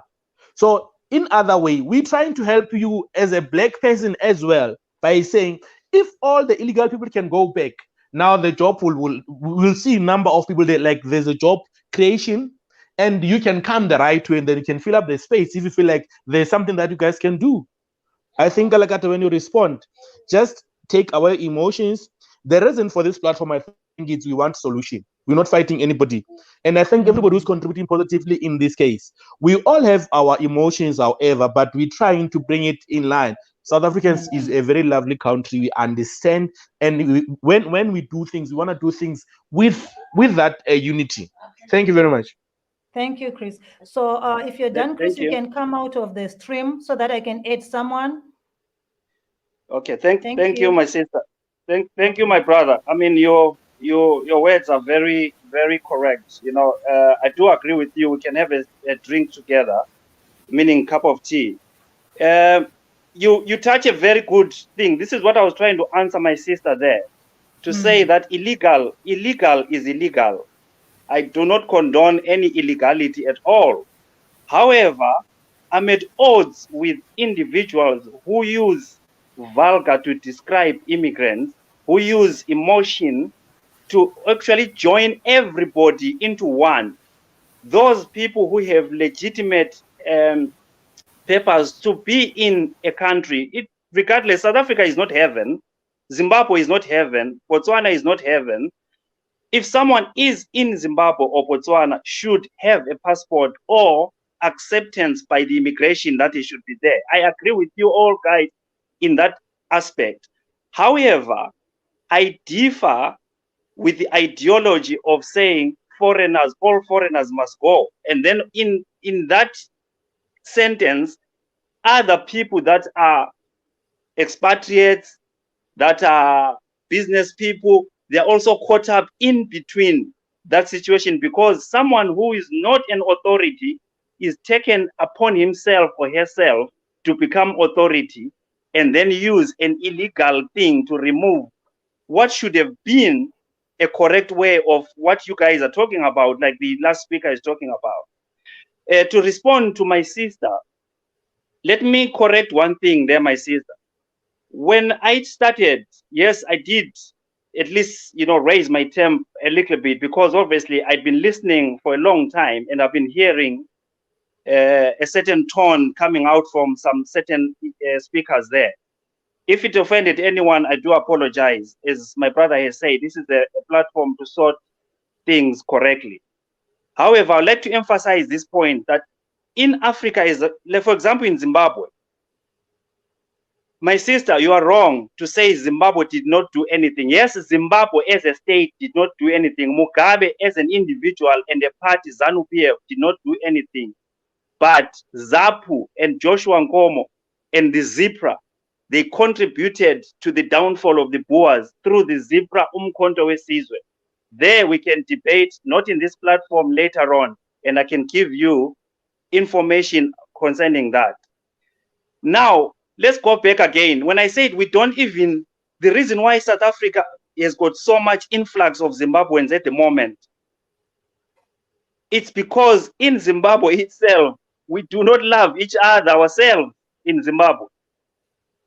The Kalangas don't like this one, the Shonas don't like the Debeles don't like the Shona, and then we have the ZANU-PF that doesn't like other political parties and all these other things. And now it spills into a problem to South Africa, which I agree with my sister, my brother as well, that if you've got guests, you want guests that behave themselves. And then I'll come to crime. Crime, there's a lot of Zimbabweans. When I was there myself, I got robbed myself. My brother got shot, not by South Africans, but lucky enough, he survived. It was Zimbabweans, So I do empathize with you when it comes to crime, that yes, there is criminals from both nationalities in there, but it's so painful when a person of your own nationality robs you or shoots you in a foreign country. That is unacceptable. So if for criminals and illegals, I'm with you. They must go because they are tarnishing the image of those that are legal in South Africa. Thank you very much. Thank you, Brother Nkalakata. I'll have to take you off the stream so that I can add others. Thank you so much. Okay, you may come out of the stream so that I can add others. Ziki, I just wanted to explain to Tim Kalagata, because most of the time the problem that we are having here, if you want to assist somebody, that particular person needs to be open to you first. The inhuman condition that the Zimbabweans with different tribes that are going through, we are aware of it, but the Zimbabweans, they don't talk about it. And most of the South Africans on the ground, they don't understand that. And up until they are open, no, they are not. Instead, they've got this notion that, Zimbabwe were educated. Believe you me, when I was doing my grade 8, I wanted to go and study in Zimbabwe, but they wanted to take me 2 years back. And I was like, it's not going to happen. That's when we were still admiring the education in Zimbabwe, but not today. And then they come here, they'll tell you that they are educated, but their education makes them to be our gardeners, makes them to look out for our babies when we go to work. What kind of an education is that? It's not working for anybody. Right now, African is busy with the intra-trade, which is great. But Tim Kalagata needs to understand that their mentality of this Pan-Africanism, it's not gonna work.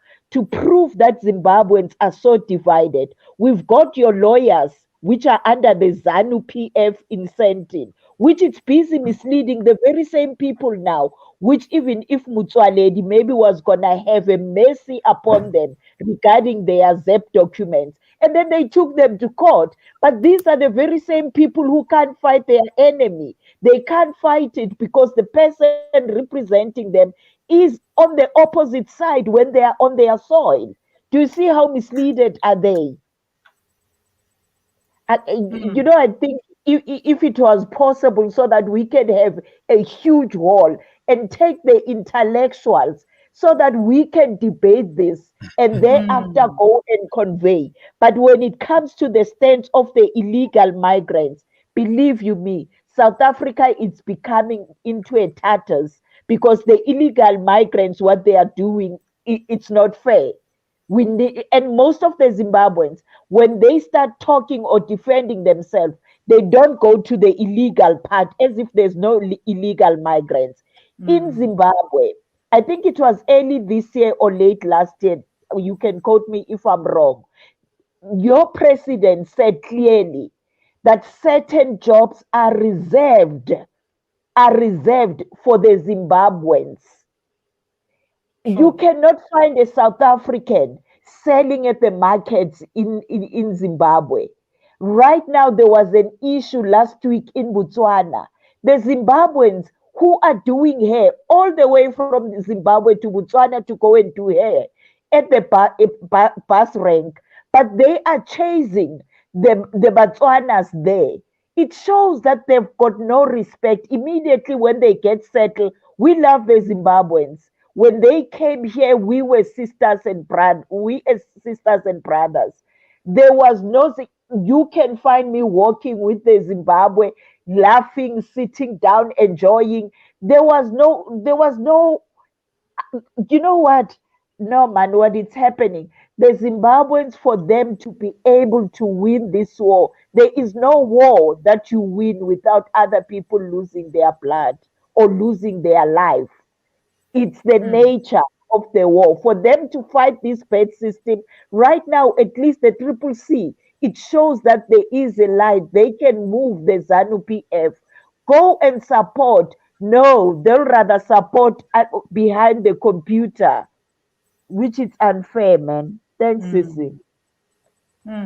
Thank you so much. Let me have Zakele. Yeah, You're welcome, thank you so brother. yes, thank you so much. I just wanna go back a little bit on this topic, which is very, very interesting. First of all, when South Africa was liberated, our brothers were there in other African countries fighting basically. They were not looking for any employment. So now the Zimbabweans are here. Mind you, I love all Africans, even Zimbabweans as well. But what they're doing here in our country is really unacceptable, honestly. The rate of crime, stealing of cables, all the other illegal things that are involved in, it's quite really, really bad for our country. Of which back then our South African brothers, when they were there in their countries, they didn't engage in any of the things that they're doing here. Not only Zimbabweans, honestly, it's Nigerians, mostly selling drugs, Malawians, stealing cars, taking them outside the borders. So we as the youth of South Africa, we know that some other African countries helped us, but we were there fighting. We were not there working, getting money and doing anything wrong. So if they are here in South Africa, it must be clear that they are here to fight for their country, not to take away from us what we had worked so hard for. So thank you so much. That's all I wanted to say from at the Okay, moment. thank you. Princess,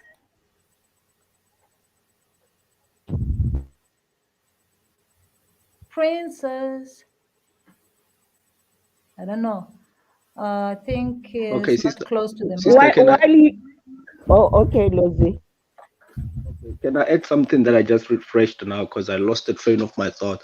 Back to what Okay. Ngalagata said, he mentioned something about reporting what's happening in Africa. I guess he meant South Africa to the international communities.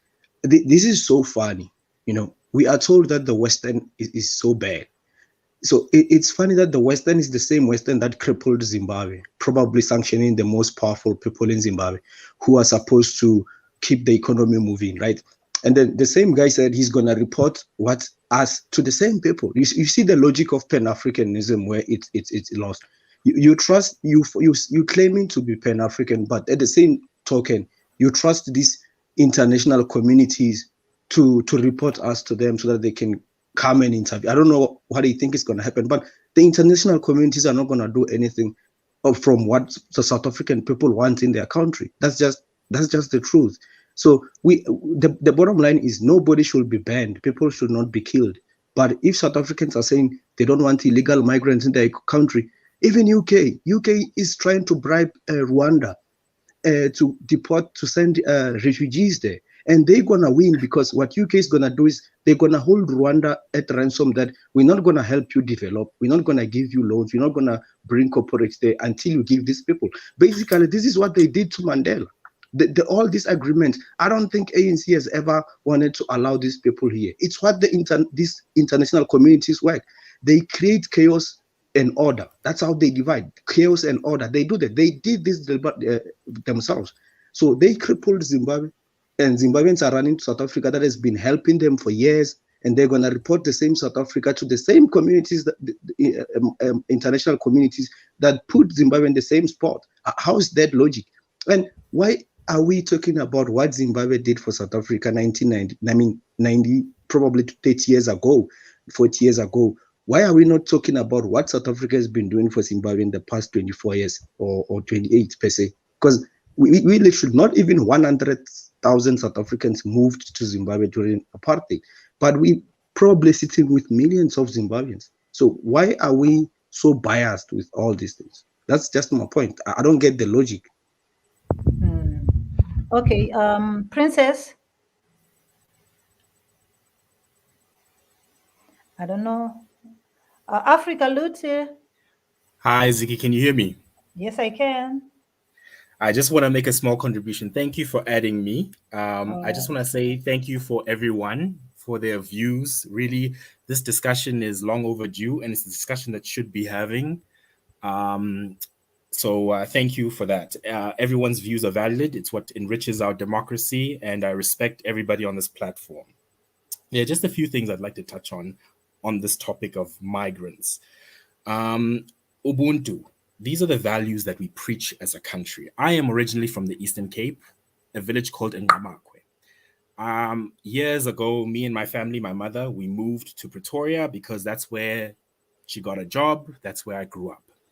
So when it comes to migration, we all migrate, guys. Myself from the Eastern Cape, I have migrated to Gauteng where I've now made my home, even though my ancestral home is in Ngamakwe. So I don't really like to differentiate whether someone comes 50 Ks or 500 Ks or 1,000 kilometers away. People move. Now, that's not to say that as a country, this is something that is insurmountable and it's something that you cannot control. But I think far too often as a country, we blame our problems on foreign nationals and in forgetting that who is actually in control of the government? Who is actually in control of customs officials? Who are they? They're South Africans. SAPS officials, who are they? South Africans. Home Affairs officials, who are they? They're South Africans. So it's not like this is something we cannot control.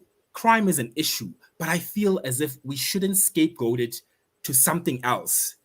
SAPS is a big problem. Right now, private security does the job of the National Police Force. It is a problem that no one can seem to confront or challenge. But I refuse to believe that the source of our problems are a small group of people. That's just something that doesn't sit well with me. Yes, people's grievances are legitimate when it comes to labor issues. There are people who are underpaid, and there are people who are paid under the table.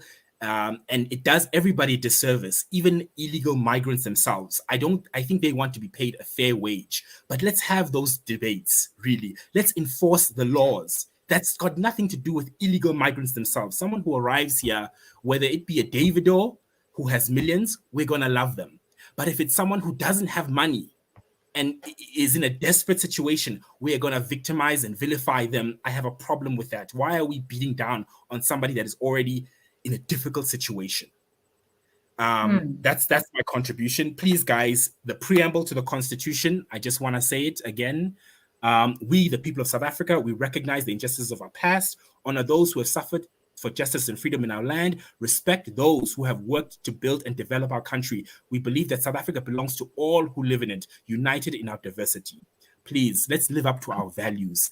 We all need to do our part in making this place a more habitable place for everybody. We are diverse. That is our strength. Let's not lose sight of that. Thank you, Zeke. Thank you, Africa Luti. Okay, I'm going to have Shakane. Yeah, good evening, sister. How are you? I'm fine. Yeah, thank you for having me here.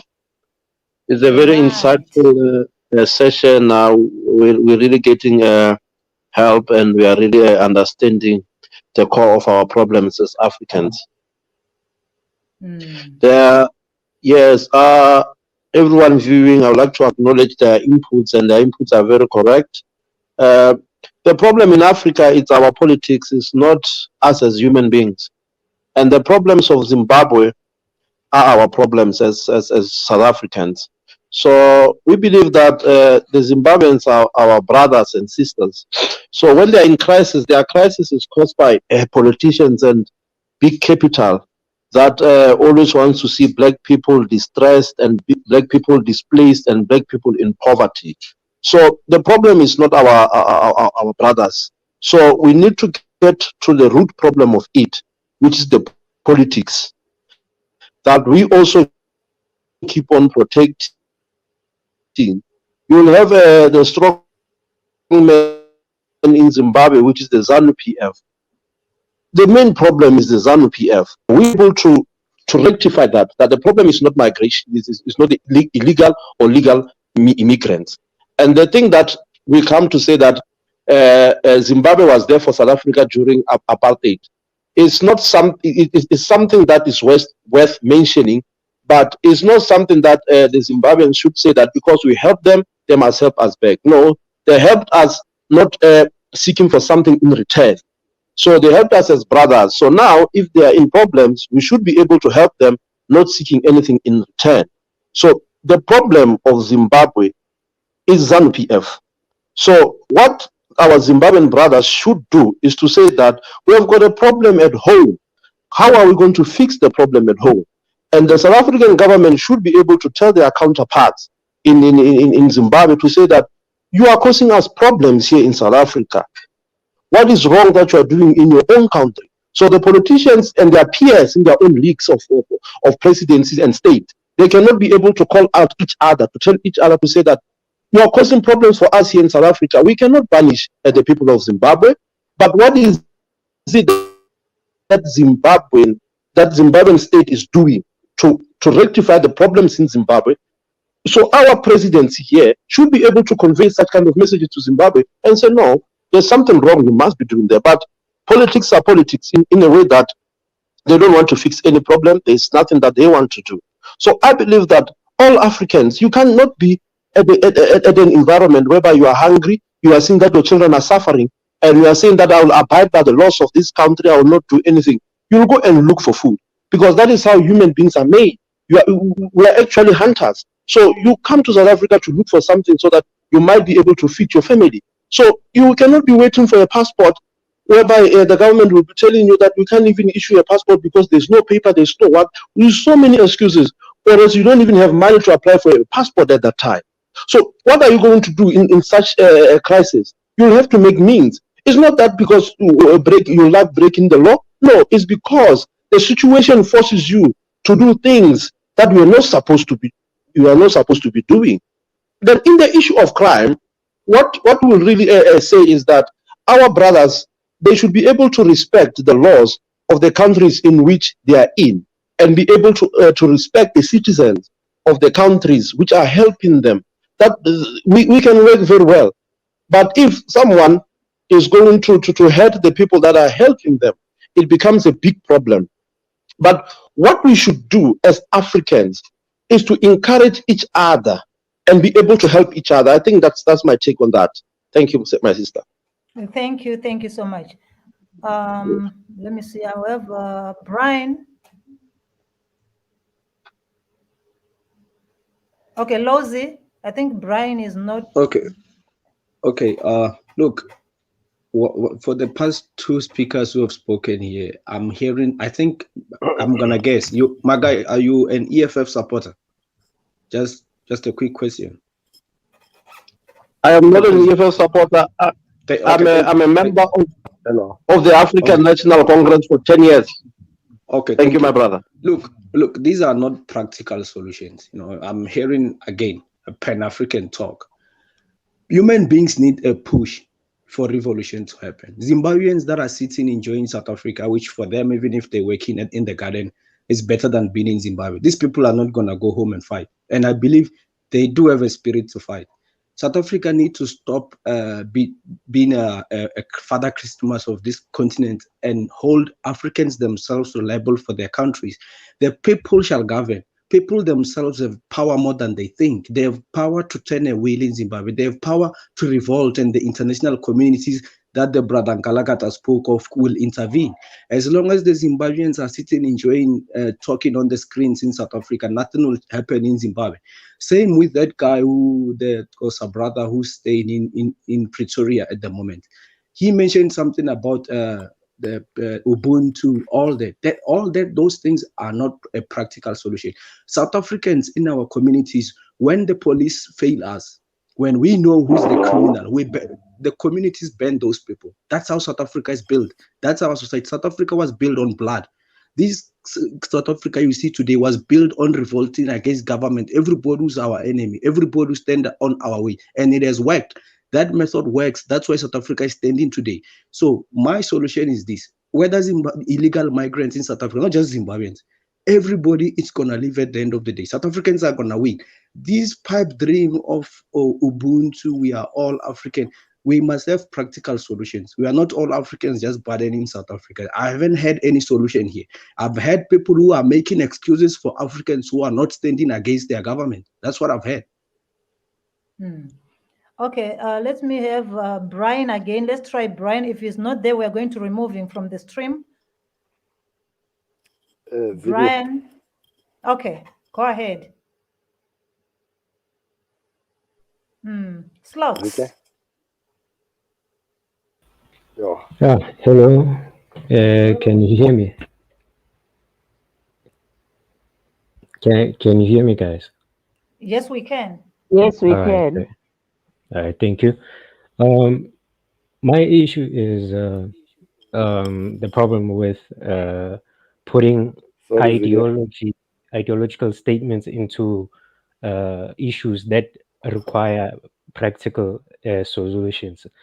Like, I understand Pan-Africanism, and I was once in support of it until I realized that the people who actually enforce or who are zealous about the philosophy of Pan-Africanism are very selective when applying it, because a lot of them try to impose Pan-Africanism into South Africa without imposing it into their own countries first.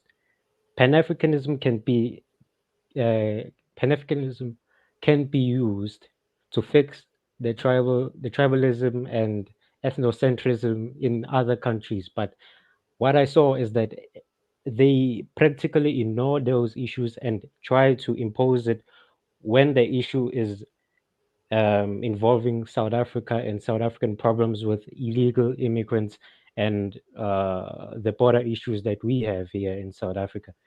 And a lot of the time is that we understand that our forefathers they fought with the liberation movements in other countries, perhaps in Zimbabwe, in Namibia, and all sorts. But that doesn't mean that the children are also part of the contract that they formed. So telling the descendants of those people that, hey, your father helped me out, or I helped your father out, so whatever you inherited, you must also give to my child. So that doesn't hold balance, because you are actually uh, trying to put the youth of South Africa who were not involved in the contract between those liberation movements and the ANC, but they have their own struggles and they have the right to form their own alliances to deal with specific issues that tr- uh, that trouble them at this day and age. You see, like employment, um, the ability to receive free education and all that, especially uh, the social legacy that apartheid left behind in South Africa, because we see that apartheid took away fathers from homes, and that built a lot of uh, that built a lot of distance and put the family structure of Black South Africans behind. So those are the issues that they we need to fix. Those are the issues that we need to prioritize. So putting other pressures into an already pressured South African youth will actually uh, bring more disadvantage to us. You see, because we cannot deal with illegal immigration issues, and deal with our own issues. Because one thing I've realized is that the issue of illegal immigrants is an issue that affects the poorest of us the most, and the poorest of us the most are the blacks and the coloreds. You see, and the people who I realized this, that the people who actually do not care in the world about illegal immigration because it doesn't affect them are those in higher places, and mostly are white business owners.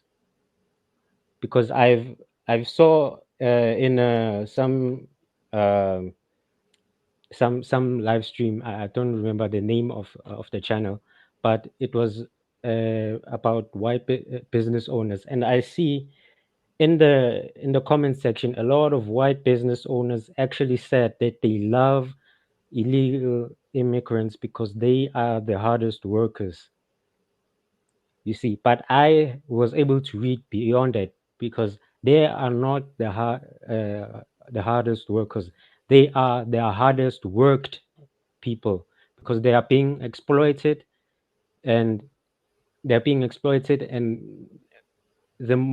the price they have to pay, they can pay 10 desperate illegal foreigners a salary worth 5 South Africans, meaning you have more workforce, and more and less money you have to put out, and more money coming in, meaning that your business is actually um, overtaking the upcoming black businesses. So that also destitutes the upcoming black businesses that we as the young South Africans are trying to put up to actually combat the uh, the unemployment issues. So yeah, that's just the gist of it. Okay, thank you. Let me see who has not Uh, spoken there. Zeki, when you don't like me, you are highlighting the comments that they coming for me and putting them on the screen. Oh, You are doing that. Yeah, I cannot do that. okay. Let me see. Sister, you still there? I'm still here, Ziki. Yeah, Oh. I understand what they are saying, but the bottom line right now in this particular juncture, I think what will be the best, it's the undocumented and those that are doing the low skill job to make sure that they are safe. Because basically, when you look at the things, Ezeki, it's not only South Africa. You must remember, South Africa is the African country that is close to the West.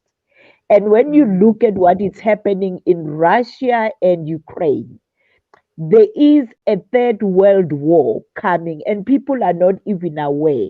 Even for the UK to ask the foreigners to go to Rwanda, it's not about money. Yes, they are gonna pay them. It's strategically because there is a huge war. So Zimbabweans, if they cannot fight their leaders on their soil, and when they need help, send few people to come to South Africa and say, hey, we need help, we need soldiers, so that we can go and assist them, but not just to run Vicky. away.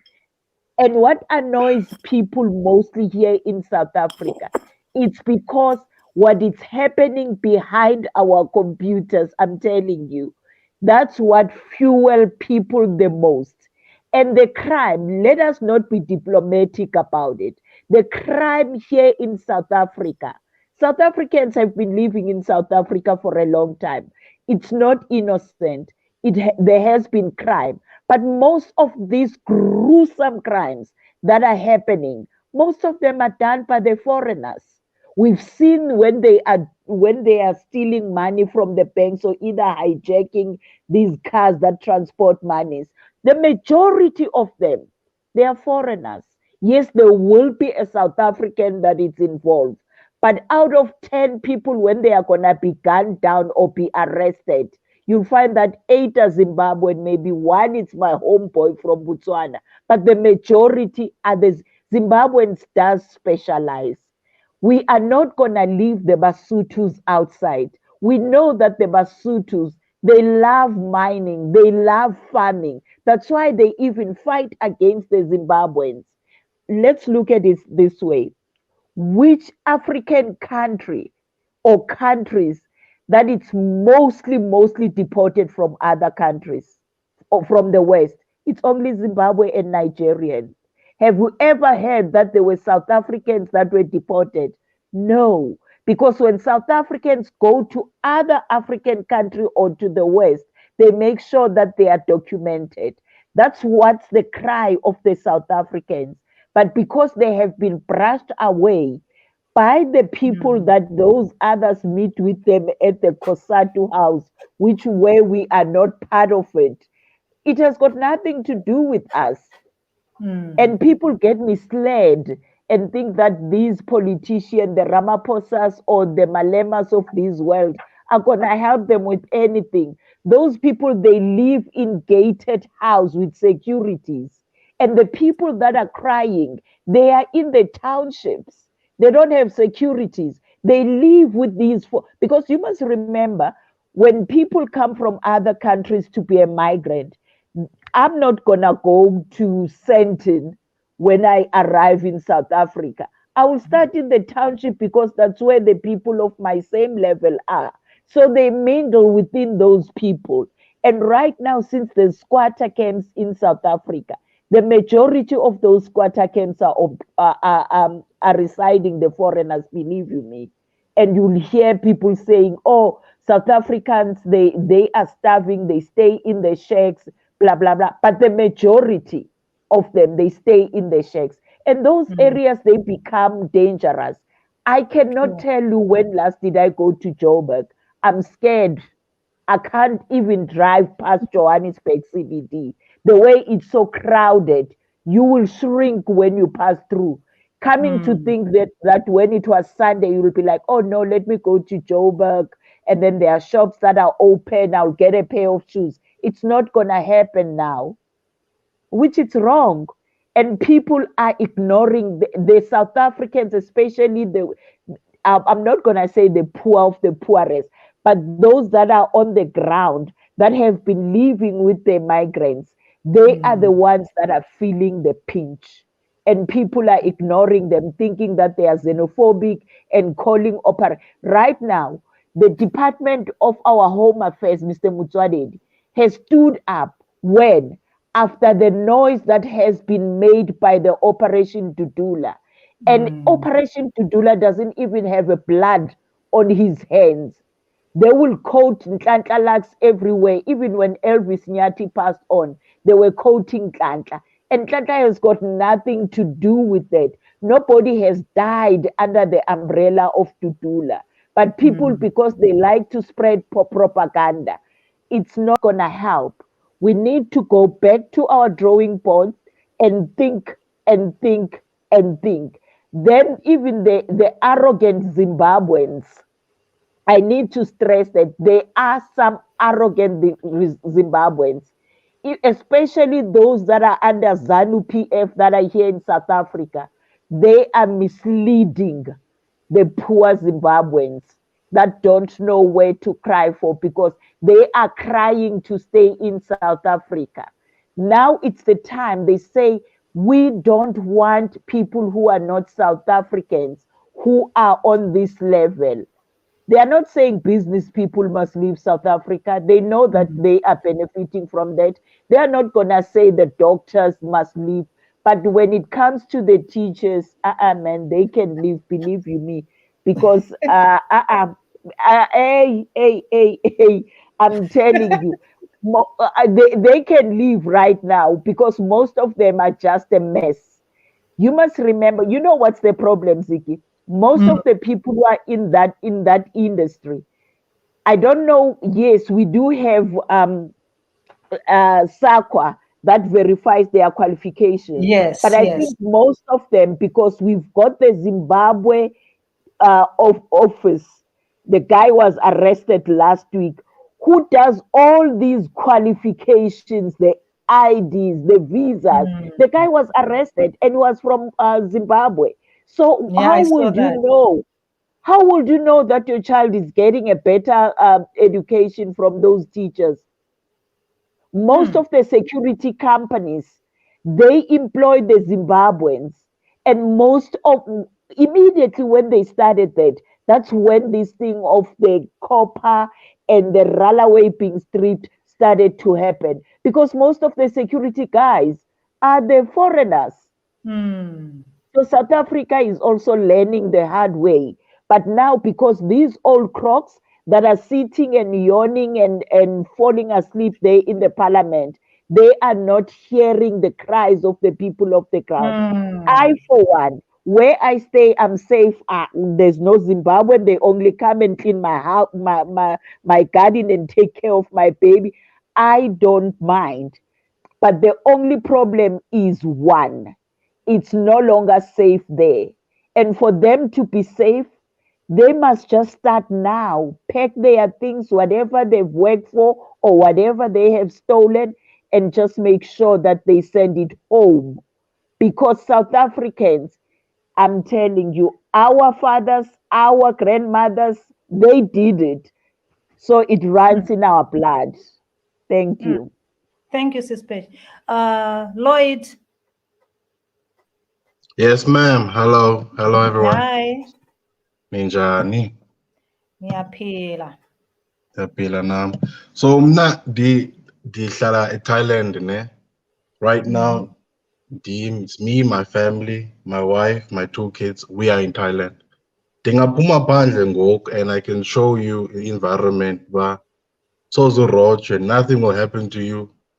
I like what the lady said before me just now, that as a South African, you have to go overseas with all your documentation and everything.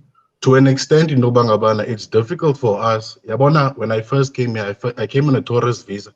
Then I didn't even come here to stay long. I came here because it was holiday, and then lockdown happened right after December. I came here on the 1st of January. About a week, 2 weeks later, I don't know, lockdowns happened, and I was on a tourist visa. I'm telling you, for 2 years, I was renewing my visa. I was going to immigration 2 times. Like I'll go 2 times in 1 month sometimes, and then they'll give me leeway, and then I'll have to go after 3 months again. So it was a very difficult process up until now. Like right now it's better now because I have a 1 year visa now. So it's a lot better now. So you can imagine, and each and every single time that I have to go to immigration, I'm spending money on transportation. I'm spending money on at immigration, because at immigration I have to pay 1,900 baht, which is about 950 rands or something like that. The rand is stronger than Imali Alapa, but you can imagine every time that I have to go to immigration, I have to pay the money for being in their country. The people here, they don't have to have this type of conversation. And I'm the one in the comment section who asked for the link. It's XRP Wealth Ticket. I asked for the link so that I can join the conversation. And the reason why it's so important for me, and the comment that I wrote there, I didn't want to express myself on that comment, and I was really hoping that I'll find the link, and I'm glad that you sent it. Thank you for that. Because I feel like this conversation is so beneath us to have as people. Don't get me wrong. It's beneath us because in this country where I'm living now, the people, they don't have to worry about these types of things. White people here, they can't own land. They are foreigners. They go to immigration just like me. White South Africans, they stand in the long queues there just like me. Me and my family, you can imagine. I didn't know anything when I came here. Imagine, my wife had to show me there where I have to be, where I have to go, all of these things. Not only is it embarrassing as a whole male that you have to go to these places, it's flipping embarrassing. You realize, hey, you're my friend now. I am a foreigner here. Do you understand?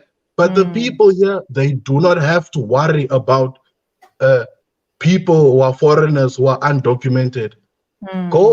You can go around here and be undocumented. You're not gonna last. You are not gonna last. The headaches that people who have families, who've got livelihoods, they've got cars, they've got everything. People have headaches when it comes to the time that they have to go to immigration.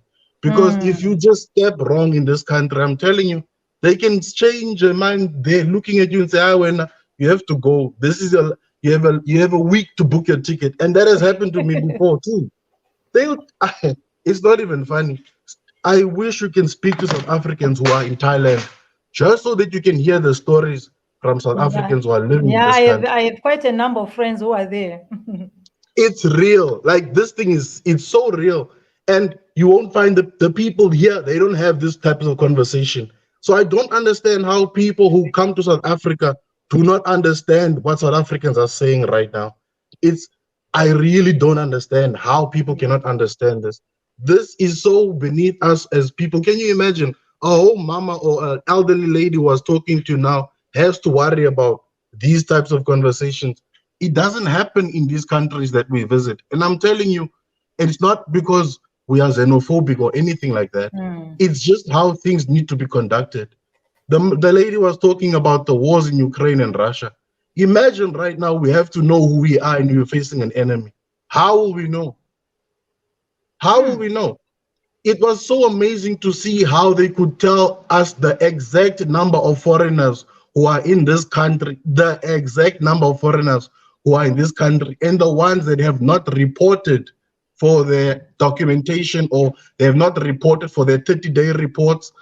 And they could tell us all these details. Even when Russia and Ukraine, that thing broke out there, they knew how many Ukrainians are here, and they had to cater for the Ukrainians. When the Russian people bank accounts were closed because Russia got sanctioned, they knew how many Russians needed help with financing in this country. So not only does it help when a country like Russia and Ukraine go to war, but Thailand was able to support those people with food aid and all kinds of things. You see, so it's beneficial to be legal and to be known than to be a foreigner who's unknown. It's true. I don't understand why people cannot understand that. That's just what I wanted to say. Thank you so much, Lloyd. Thank you. Thank you. Let me have, who else did I add just now? Temba. Yes, ma'am. How are you? I'm fine. How are you doing? I'm fine, sis. Yeah, my contribution is that we all know that there are elections coming 2023 in Zimne. Yes, yes. Yeah. So I'm glad that we are now starting to discuss these issues because we really need solutions now. I think there should be preparations for those elections so that they cannot be rigged. We know that Zimbabweans have a good relationship with Malema. I think Malema needs to play his part now. Maybe they can try and meet him, Malema and Kopanang Africa. I think Zimbabweans should meet those guys. Those guys should really play their role now. I think Malema can raise the issue of Zimbabwe in parliament because he's a parliamentarian. Yeah, I think the Parliament of South Africa must start discussing the issue of Zimbabwe. And then Malema must also use his platform in Pan-African Parliament to discuss the issue of Zimbabwe. They must push the African Union to start looking at Zimbabwe. They must prepare to make sure that during the elections, there must be people who will go and observe there to make sure that the elections are not rigged. Okay, thank you. Yes, ma'am. Thank you. Okay, let me. Brian, are you still there? I think Brian. Okay. This one. Can I answer to Temba, Ziki? Okay. Yes, Ziki, I'm there. Okay, go ahead. Yes, I'm listening, ma. Temba, you know the problem that I'm having me now as an individual is that you guys put your hopes on wrong people. Why am I saying so? You must remember the very same Malema that you say you guys must converse with him because he is friends with ZANU PF. Malema is an individual person who is thinking of himself, his children, his family. You cannot tell a person who is running or who has got shares on Zimplant, who has got shares in your mining in your country, that he is going to be against the people who have offered him those businesses to be against them. It's impossible. You guys need to think. That's why we say go home so that when you are at home, you can see how can you be strategically. Here, you guys need to be innovative and to be more clever than the old cronies that are there in the parliament. Because the Mangwangwa that is sitting in the parliament, you guys put him there because you thought he's better than Mugabe, forgetting that he was also working with Mugabe. So now you're going to make a huge problem. And for your information, Malema's Pan-Africanism doesn't work for us here in South Africa because we know him better than you guys. Because the very same people that he will fight with you guys and say, yo, don't trust the whites, our land. Malema goes and have the tea with them after what? While you guys have got the mentality that, yeah, Malema doesn't buy this scalem of the white people. His party is sponsored by the very same people that he is telling you guys that he's fighting against them. He's the same like, who's this Mkulu that went back to Zimbabwe, Ziki? Maponga. Maponga has been making noise about the land. Last month, he was having, seriously, Temba, he was having a seminar right in Zimbabwe. I don't know whether you guys saw it. And he was telling those people who attended his conference that no, the land is no longer important. That's why we call them flip-floppers. We've got the reason behind that. But because you guys are so colonized by them or either captured by them, you don't understand us. You think, oh, we hate these people. We don't hate them. I'm telling you, Okay, I ma'am. just wanted to tell you about that you guys, you need to be strategic as the young generation, leave these old Can I cronies come in? aside. Yeah. Yeah. Can I come in a little bit, ma'am? Okay. Yeah. Yeah. Firstly, ma, I am a South African. I'm not a Zimbabwean. The reason why I'm talking about Malema, because I also understand exactly what you are talking about, but it seems as if our brothers and sisters in Zimbabwe are misled. They don't see through Malema. So what I'm trying to do here, I want them to see for themselves what kind of a person is Malema, because he claims to be to have a good relationship with them. So he must come and help them so that we can see that he's genuine with his relationship with Zimbabweans. But Temba, Okay, have you Molale. heard Malema commenting about anything about the situation of South Africa and Zimbabwe? Swaziland was having a problem.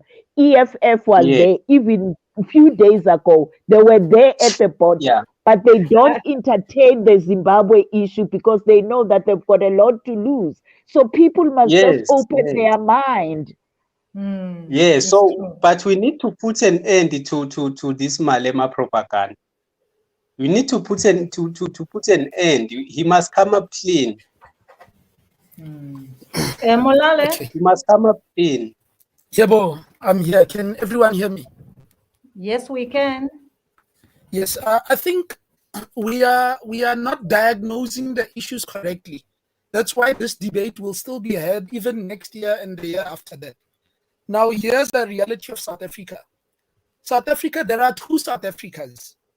There's the South Africa for white people. This is a legacy of apartheid, right? There's a South Africa that works for white people. And it has a few black people in it who have a nice job or who are in parliament or who have shares at a mine. Then there's a South Africa for black people. So when we said that South Africa is the most unequal society in the world, what did we mean by that? That's the first question we must answer. And then the other thing is that South Africa currently has the worst unemployment rate amongst countries that are not in a war, right? But we know that unemployment and poverty in South Africa is also racialized. So there are no white women who are domestic workers in South Africa. It's only black and colored women for some reason. So those are some of the things we are dealing with. And then we had a government, you guys must remember this, that actually doesn't mind if black people are not educated. Because remember, the black people from Zimbabwe claim that they are educated. So when black people in South Africa had a fees must fall, the same media now said that those black people were hooligans and rebels or whatever you want to call them. So they use all sorts of adjectives to describe them, right? So when black South Africans actually want to get educated so that they must now run their own country, black South Africans are not trying to import people to become their doctors or their engineers. That's not what the point of fighting against apartheid was. The point of fighting against colonialism is that that country that is now freed from colonialism must have its own intellectuals and its own population must solve its own problems. So you've got something like that. You've got a government that does not mind if most of its people are uneducated and they rely on grants. And then you've got the world's most unequal country in the world. I don't know why people come here, to be honest with you. It's not a nice country. Then you've got its worst unemployment rate, right? And then on the other thing, we must understand something. Capitalism is not an economic structure that we as Africans originally thought up of. It is something given to us by colonialism. So capitalism, whether you like to believe it or not, is a racist economic structure. A good example is that if you've traveled enough, if you go to Europe, in Europe, they don't mind illegal immigrants as long as those illegal immigrants are available to clean the toilets and to walk people's dogs and to do people's gardens. So when Karl Marx spoke about the Communist Manifesto, he described capitalism as something that is like against socialism or communism. But here's the problem with it, right? Is that capitalism in Europe, according to Karl Marx, had the bourgeoisie and the working class. But he didn't live in Africa. He didn't know that in Africa, it has the bourgeoisie, the working class, and black people at the bottom. So the black people are the ones who are available to do the cheap labors, right? So in the South African context, when we say that the economy is mostly in the hands of white people, we actually meant that it is white people who then exploit that structure. And what white people tend to do, just like in the United States, after the abolition of slavery, the same white people who used to come to Africa to fetch black people as slaves, saying that they're hard workers, now said that African Americans were lazy. But that's only because the local people, you must pay the minimum wage. So in South Africa, where you have the world's most unequal society, they have the worst unemployment rate, they have a population that the government doesn't mind if they're uneducated, they get financially excluded from universities. When you have that population being pitted against another population that says, look, there's a problem in our country. We know the minimum wage is so much, but guess what? We are here illegally, so we can't go to the labor court or to the police. They become available as cheaper labor than the black people that are in South Africa. So to sorry, my solve these sister. problems, Sorry, my sister. Okay, Princess need to mute. Someone need to. Princess need to mute his microphone. Okay, yes, I muted muted it. Yes, thank you. So in the South African context, we have a situation where that black on black violence is it's forces of black people who are fighting to participate in the economy, right? But it's also exploited by capitalism. Now, here's the bigger question: when are we going to develop bravery or courage, guys? So what I'm saying by this is, remember, in 1791, the Haitians who were slaves were led by Toussaint Louverture. They defeated the French in Haiti. Those were slaves with no education that people are boasting about. They didn't have all the things that they boasted about. But they didn't leave Haiti and go to other countries. They actually remained and fought against the oppressors. So the question is, let's stop gaslighting each other about African brotherhood or whatever. Because in Europe today, as we're speaking now, Ukraine and Russia are beating each other up. They're not speaking about wider European brotherhood. So these brotherhood things are very disingenuous. And I'm somebody who actually loves all black people. But I'm saying that at some point, we need to ask ourselves a question. As a South African living in South Africa, whose responsibility is it to fix South Africa's problems? It's my responsibility. I can't ask Zeki to come from Zimbabwe to help me, or I can't go to Mozambique and say, guys, I refuse to leave Mozambique until Mozambique helps South Africa. No, it is our responsibility to fight for land that was owned by our own ancestors and to participate in that economy, because the economy we are living in now is a degrading, dehumanizing economy. There's nothing humanizing about working at somebody's kitchen or cleaning toilets somewhere or fighting with the Lesotho nationals to pick grapes at a farm where the people that don't even have medical aid. So the question that I want to leave us with is, are we brave? Yes or no? If we are not brave, let's admit it that, look, guys, we are not brave enough to fight ZANU-PF. Then maybe South Africans can help. But until you've confronted, you've looked at the person in the mirror and said, okay, let's turn the mirror to Zimbabweans now. You as Zimbabweans, ask yourself, what have you done to fight this government that is oppressing you? Thank you. Okay, thank you so much. If you're done, you can just come out so that I can add others. Now I'm going to open for you, Princess. Okay, Princess is gone. Okay, who else Zeki, wants to respond to? Yes, Zeki, can I respond? Okay. Okay. Okay. She's. Hello, Princess. Hello. Thank you for adding me. All right. This discussion is very interesting, but what hurts the most is that when you really look at it, we almost share the same ancestor, right? When they talk, we are people from the East, right?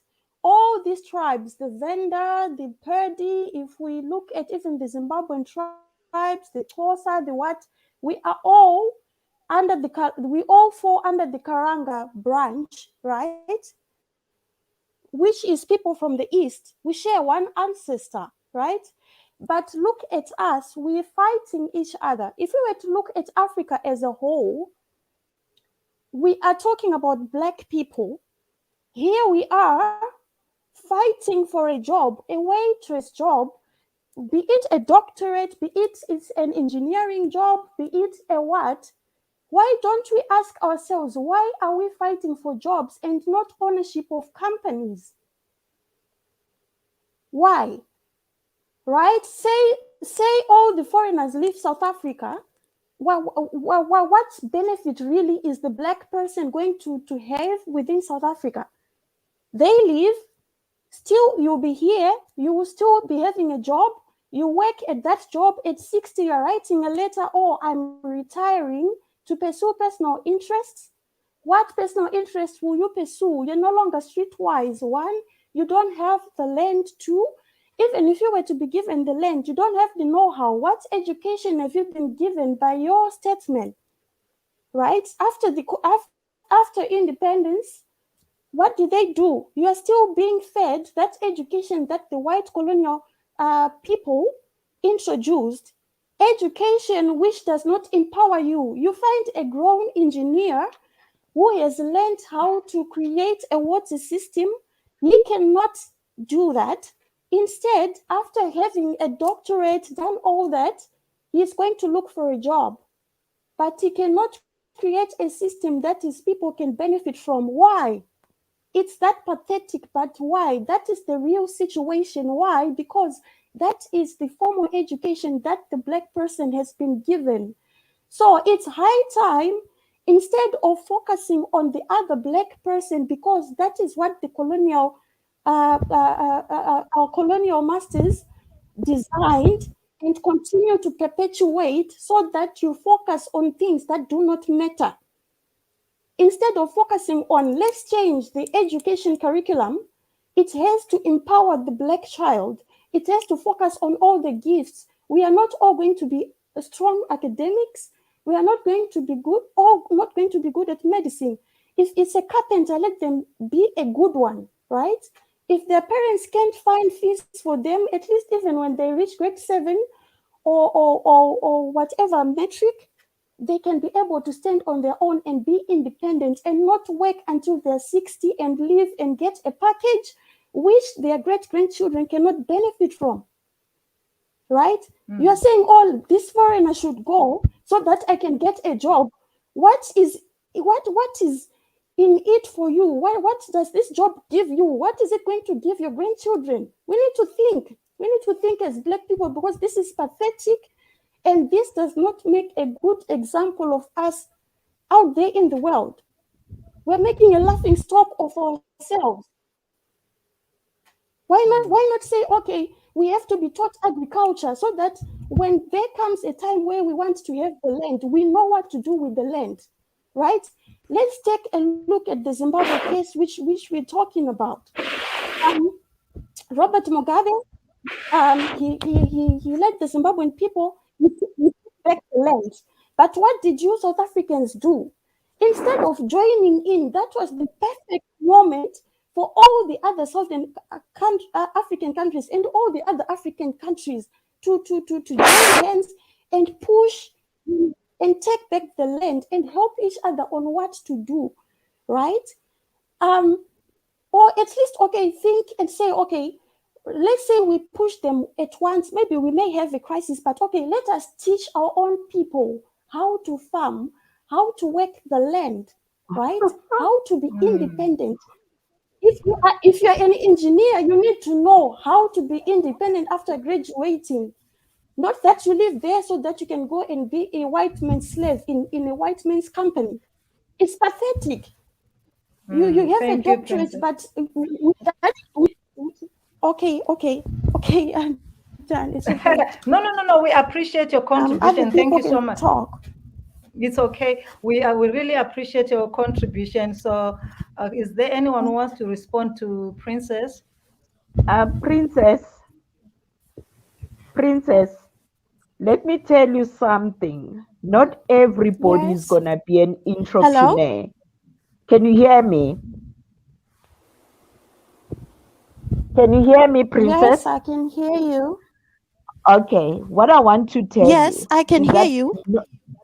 Not everybody is gonna be an entrepreneur under this sun.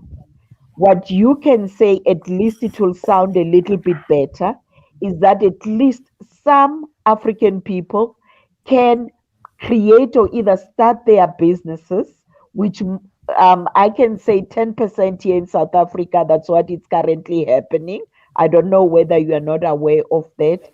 And if you instill that the South Africans, why should they fight to get their jobs and become slaves? Isn't it the very same Zimbabweans that the South Africans are complaining about coming here to be the very same slaves? Sometimes you Pan-Africanism, you've got a problem of how you put things. First of all, the whites were chased away. Mugabe didn't chase away the whites. Mugabe had an idea, and then the people, the Zimbabweans, ran with Mugabe's idea. Mugabe never issued or made an announcement that go and attack the white farmers and chase them away. So it's the Zimbabweans that did that. And after that, they can't even farm. They can't even use those farms. So here in South Africa, most of the farmers, the boss who owns farmers, they've got a black person next to their farms because that's what we call a transferal of the skill. We've got a lot of, especially women, we are holding that sky high by being involved in agriculture. So we need to check our facts before because these are the things that mislead us as Africans because you've got a minor knowledge or either a misinformation. And instead of you doing the research and check out thoroughly it's factually, you will decide rather to go and run with it. So you are spreading propaganda in that way. The very same slaves, people that promote slavery that we are mentioning here in South Africa, that's the very same people that Zimbabweans are coming, majority of them. Not all of them are working in our houses. They work in the White Houses. Thank you. Can I respond, my sister? I need to respond. Can I respond? Can I respond? Yes, yes. Okay, thanks, Sister Pacey. You made a good, valid point. But I want to add, actually, I'm lazy. I'm lazy to respond directly to Princess because I think this debate, this topic is above what the knowledge she has. So I don't even know where to start. But I will actually go back to the sister who was here before Princess because she really put out good points, especially referencing to the history of capitalism and how the whole thing gets played. I mean, she referenced a good example with the Black Americans, for example.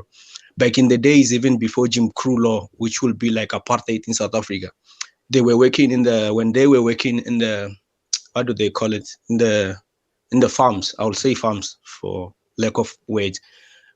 They were actually seen as hard workers. I mean, even the way they were selecting slaves during Atlantic slave trade, they were selecting the best of the best. You know, those who were fit physically to do the job. They were embraced because they were slaves. They were getting free labor. That's what happened in South Africa as well. We were once like before end of apartheid, even before apartheid, when the English ran South Africa. We were all working in South Africa. No foreigners were allowed here. They literally built an electrical fence to not allow any African to enter in South Africa.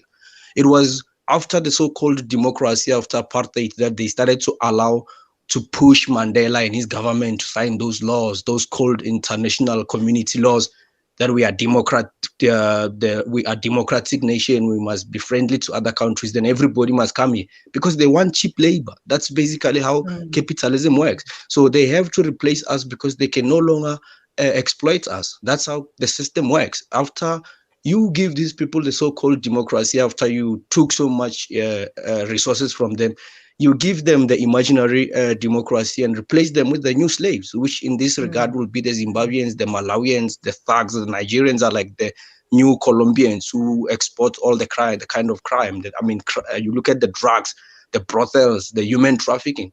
We're talking of this one Africa, but you've got a Nigerian guy in South Africa doing human trafficking our young girls. What kind of brotherhood is that? That's why most of us, we don't really care about it.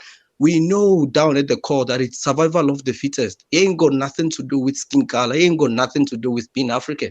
I'm very first. Then you break it down. I'm from Limpopo. I represent my province. You break it down from there. I represent South Africa. You take it from there. I represent Africa. I represent black people. I represent the black race. But I need charity begins at home. I moved from the provincial level. We are at the national level.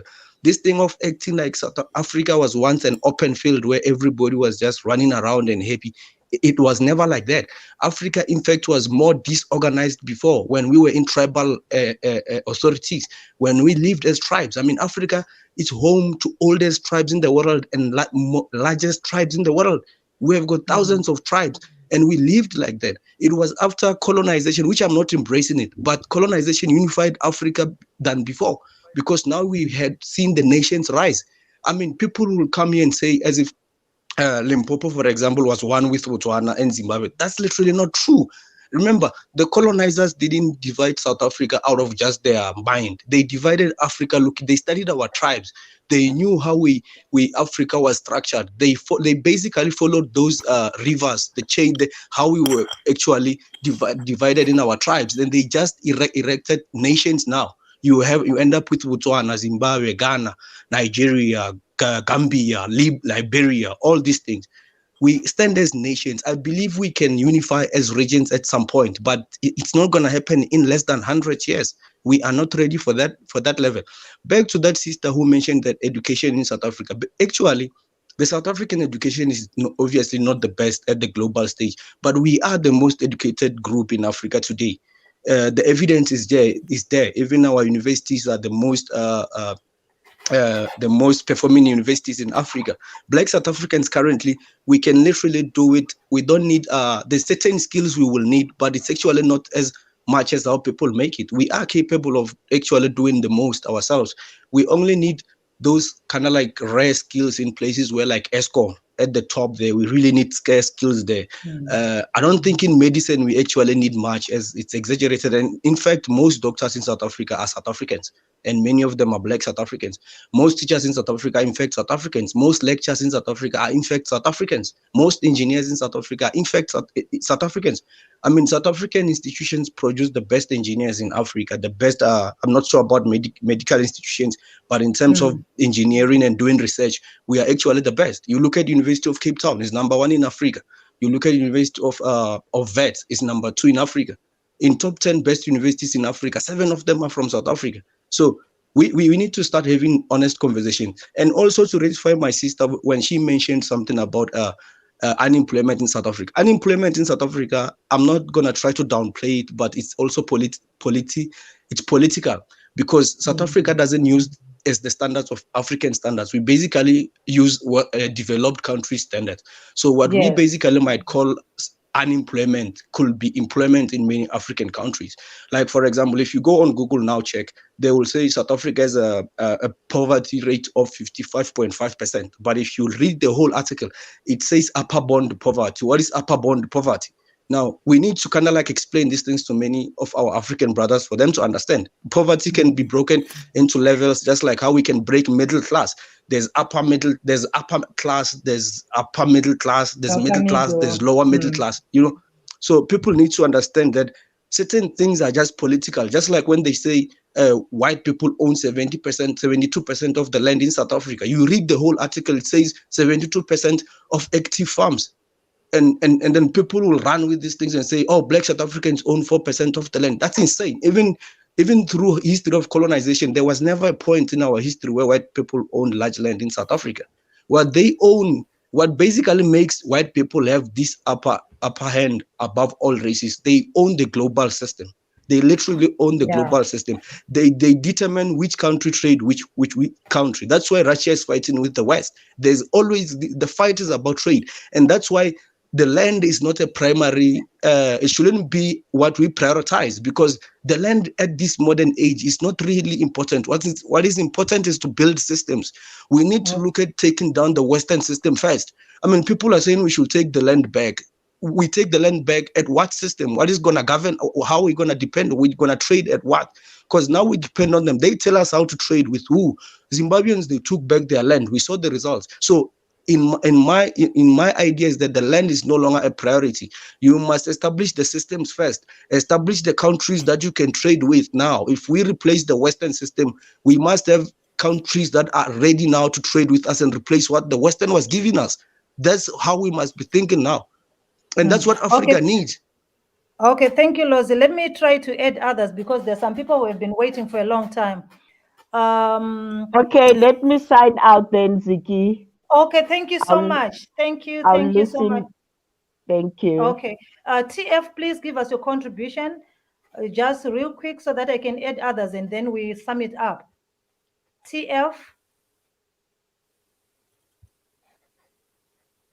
Okay, if you are not there, then I'll have to remove you so that I can put others. Brian, Hey, thanks, TF is Ziggy. not there, so I'm going to remove TF from there, and then I'm Thanks, going to Ziggy. add others. Hello. Hey, Brian, How are you, Ziggy? we are Hello. fine. Go ahead. You can hear me? Yes, we can. Hey, I've been listening and I've been waiting for a long to be I on the know. I platform. tried to call you earlier on, but I think Yeah, I just need to add something on this conversation. Check in Zimbabwe, we got lot of also foreigners. You understand? There's Xhosa people there, there's Zulu people there, but there is no even one day we chase those people away. I'm not saying that we are not going back to Zimbabwe because of this and that, but what I'm trying to say is there's no way you guys you're gonna finish all the guys who come from Zimbabwe. So what I just want to try to say here, maybe you can hear me, Ziggy? Hello. we can't hear you. Oh.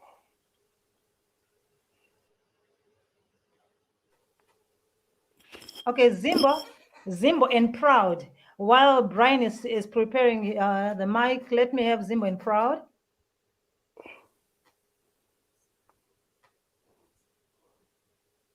Zimbo and Proud. Okay. I suppose you're not there. Hello. Okay, go ahead, Brian. Yeah, Ziggy. I was just trying to say these people. It looks like it's only Zimbabweans who are living in South Africa, but the thing is, they're also in Zimbabwe. We got Xhosas there, we got Zulus there, we got vendors there, but there's not any other day those people was harassed or murdered or whatever the case, you understand? So my point is, Ziki, is there's no way that South African they can finish all the foreigners here, especially Zimbabweans, because the many problems starting from the top, from the borders, the road, the, the police of this country, they are assisting this so called Zimbabweans to come here.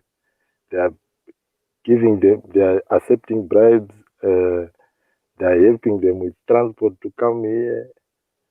They are doing almost everything to assist these foreigners to come here in South Africa. Understand?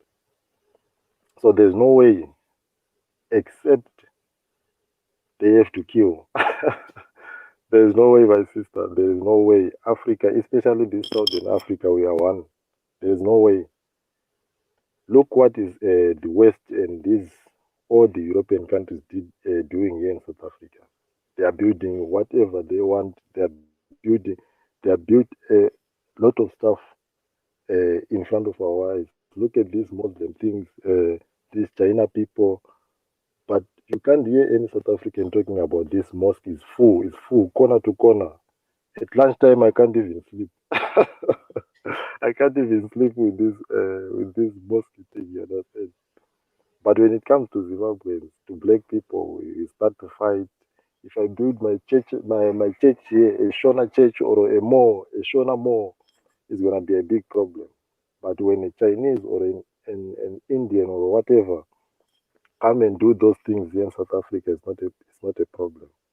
So why can't we just leave all these things and stay together, my sister? not to fight one another or do or what. But at the end of the day, we are giving room to these people to colonize us again. Because they just take advantage of us now because they see these people, they can't even cooperate, they can't even do anything for themselves. I don't know if you can understand. I'm not well in English, but I think you can hear something. No, you were clear. They were listening to you. You were clear. Thank you so much Thanks, for your contribution. Let me have Zimbo and Proud. Okay. Brian, you can come out of the stream so that I add others because we now have only about less than 10 minutes. We are closing. So Zimbo and Proud. Okay. Vumile. Let me close. Hello. Hello. Hi, it's Fumile here. All Yes. right.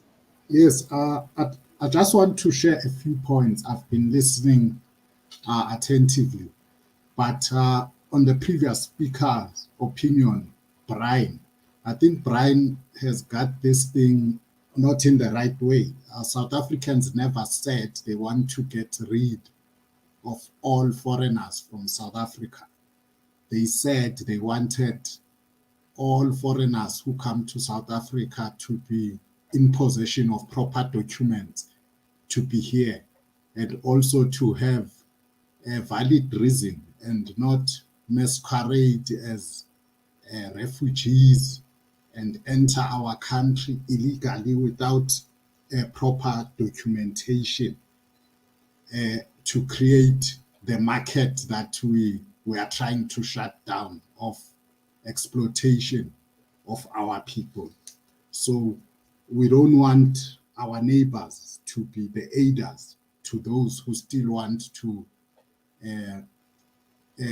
exploit people, especially in the labor market, because we have an advanced legislation here regarding labor. There's minimum wage.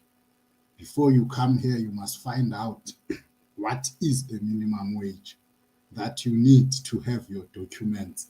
You need to abide by the laws of this country. So those are the people that we want out of the country, those who are not in possession of those documents, those who are accepting jobs below the minimum wage. They must go back and fix their documentation.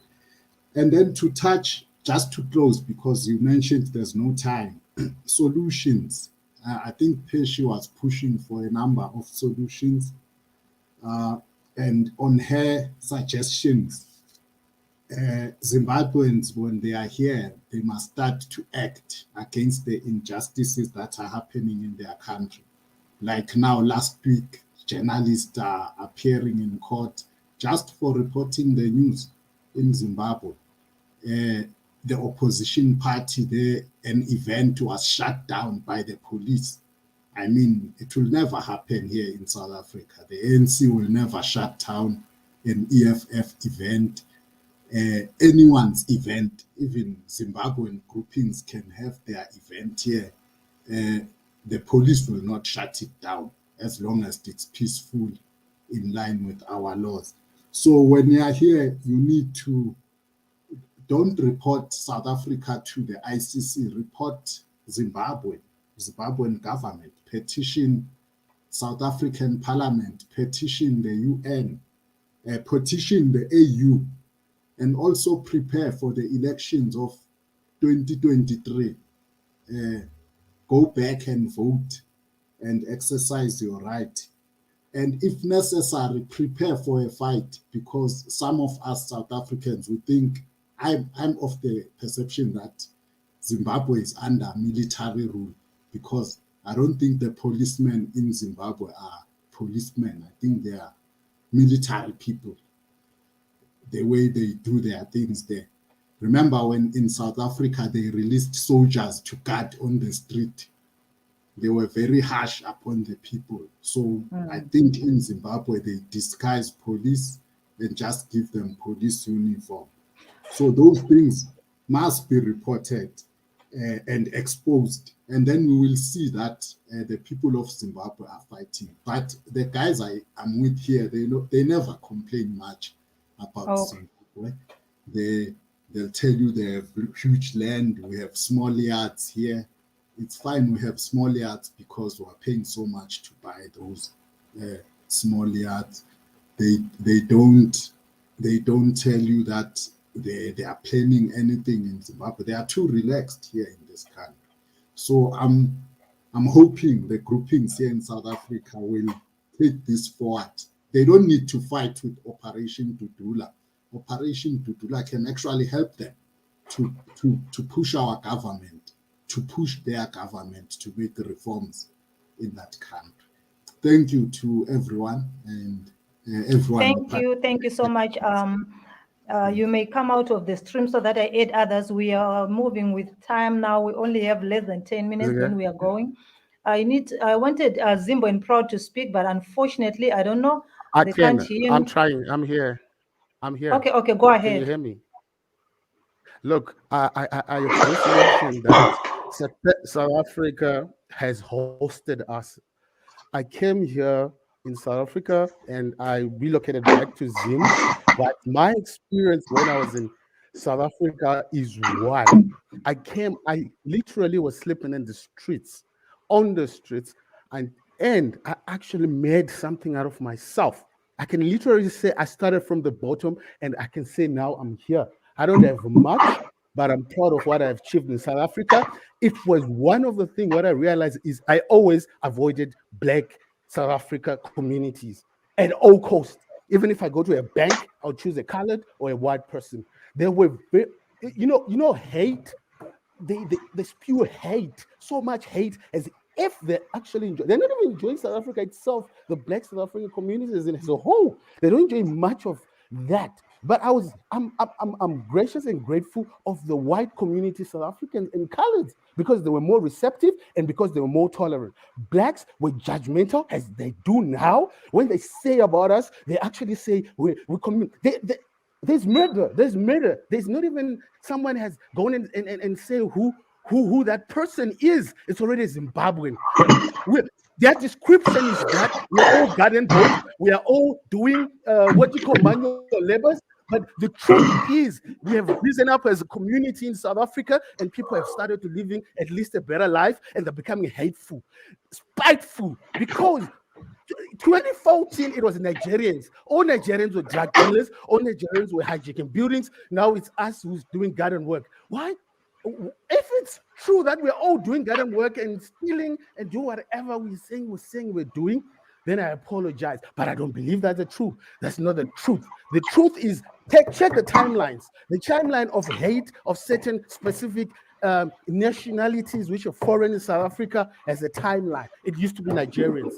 Now it's Zimbabweans, because you know what happens? Because a number of Zimbabweans has grown up as grown and people have developed. But it's not that. It's a hate.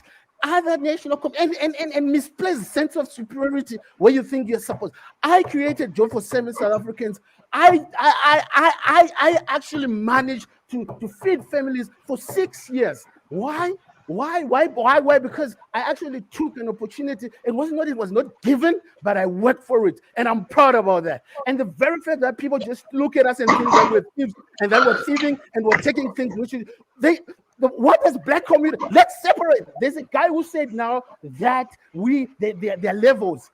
What Black South Africans are still in abject poverty, and they actually look at us as competition. But there's nothing in Black communities that you can actually look and say, okay, this is what it is. I think what needs to be done is this goes for my brother. Zeki, sorry, someone needs to switch off their microphone. Zeki, sorry, someone needs to switch off their microphone. I don't know who's there, but I think I saw him. Yeah, he has switched off. And Magai, please make your point. My Magai, point please is that make your point.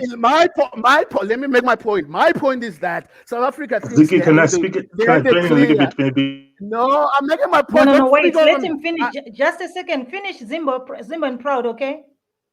I'm saying South Africa is in the same boat with Zimbabwe. If they're assuming that they're in the clear and they have all these things, they're assuming that, no, we are better and we're better classified as Zimbabwe. You are not. You're actually is the same boat as we are, and actually, you actually have to take heed. It's a lesson learned. Take heed. If you don't, it's too late.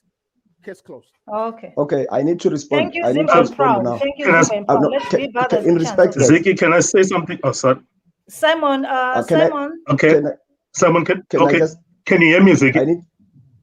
I need to steal this time, Ziggy, guys, please. can you hear me? Wait. Okay, Okay. Simon, just hold on. He wants to respond to Can I Zimbo and just Proud. respond, Then I'm please? going to Oh, can you okay. open your mic, Simon? Just a Yeah. minute. Okay. So basically what we had here is a man who once lived on the streets and never recovered. So there was never much of a point other than just resentment. South Africa is not a perfect place. South Africans, we are not perfect. We never said we are. We never claimed to be superior. But how come you never find a South African sleeping in the streets of Zimbabwe or Nigeria? So let's face the facts sometimes, I don't want someone to leave their country and sleep in our streets. We pay tax for that pavement. Where do you think that pavement came from? The next thing you shit on our pavement, they say South Africa is a hellhole full of. This is what we are agreeing about. Zimbabwe is poor, but please, let's not inherit. Let's not just pass all our problems to the next country. Now we have got this bitter generation that is hating us. Imagine we have got people who hate us like this in our streets, and that's why you see when they kill South Africans, they brutal about it. They just kill. What you had there is proper hate. It's actually not us. It's a projection. It doesn't sound like we the ones who hate.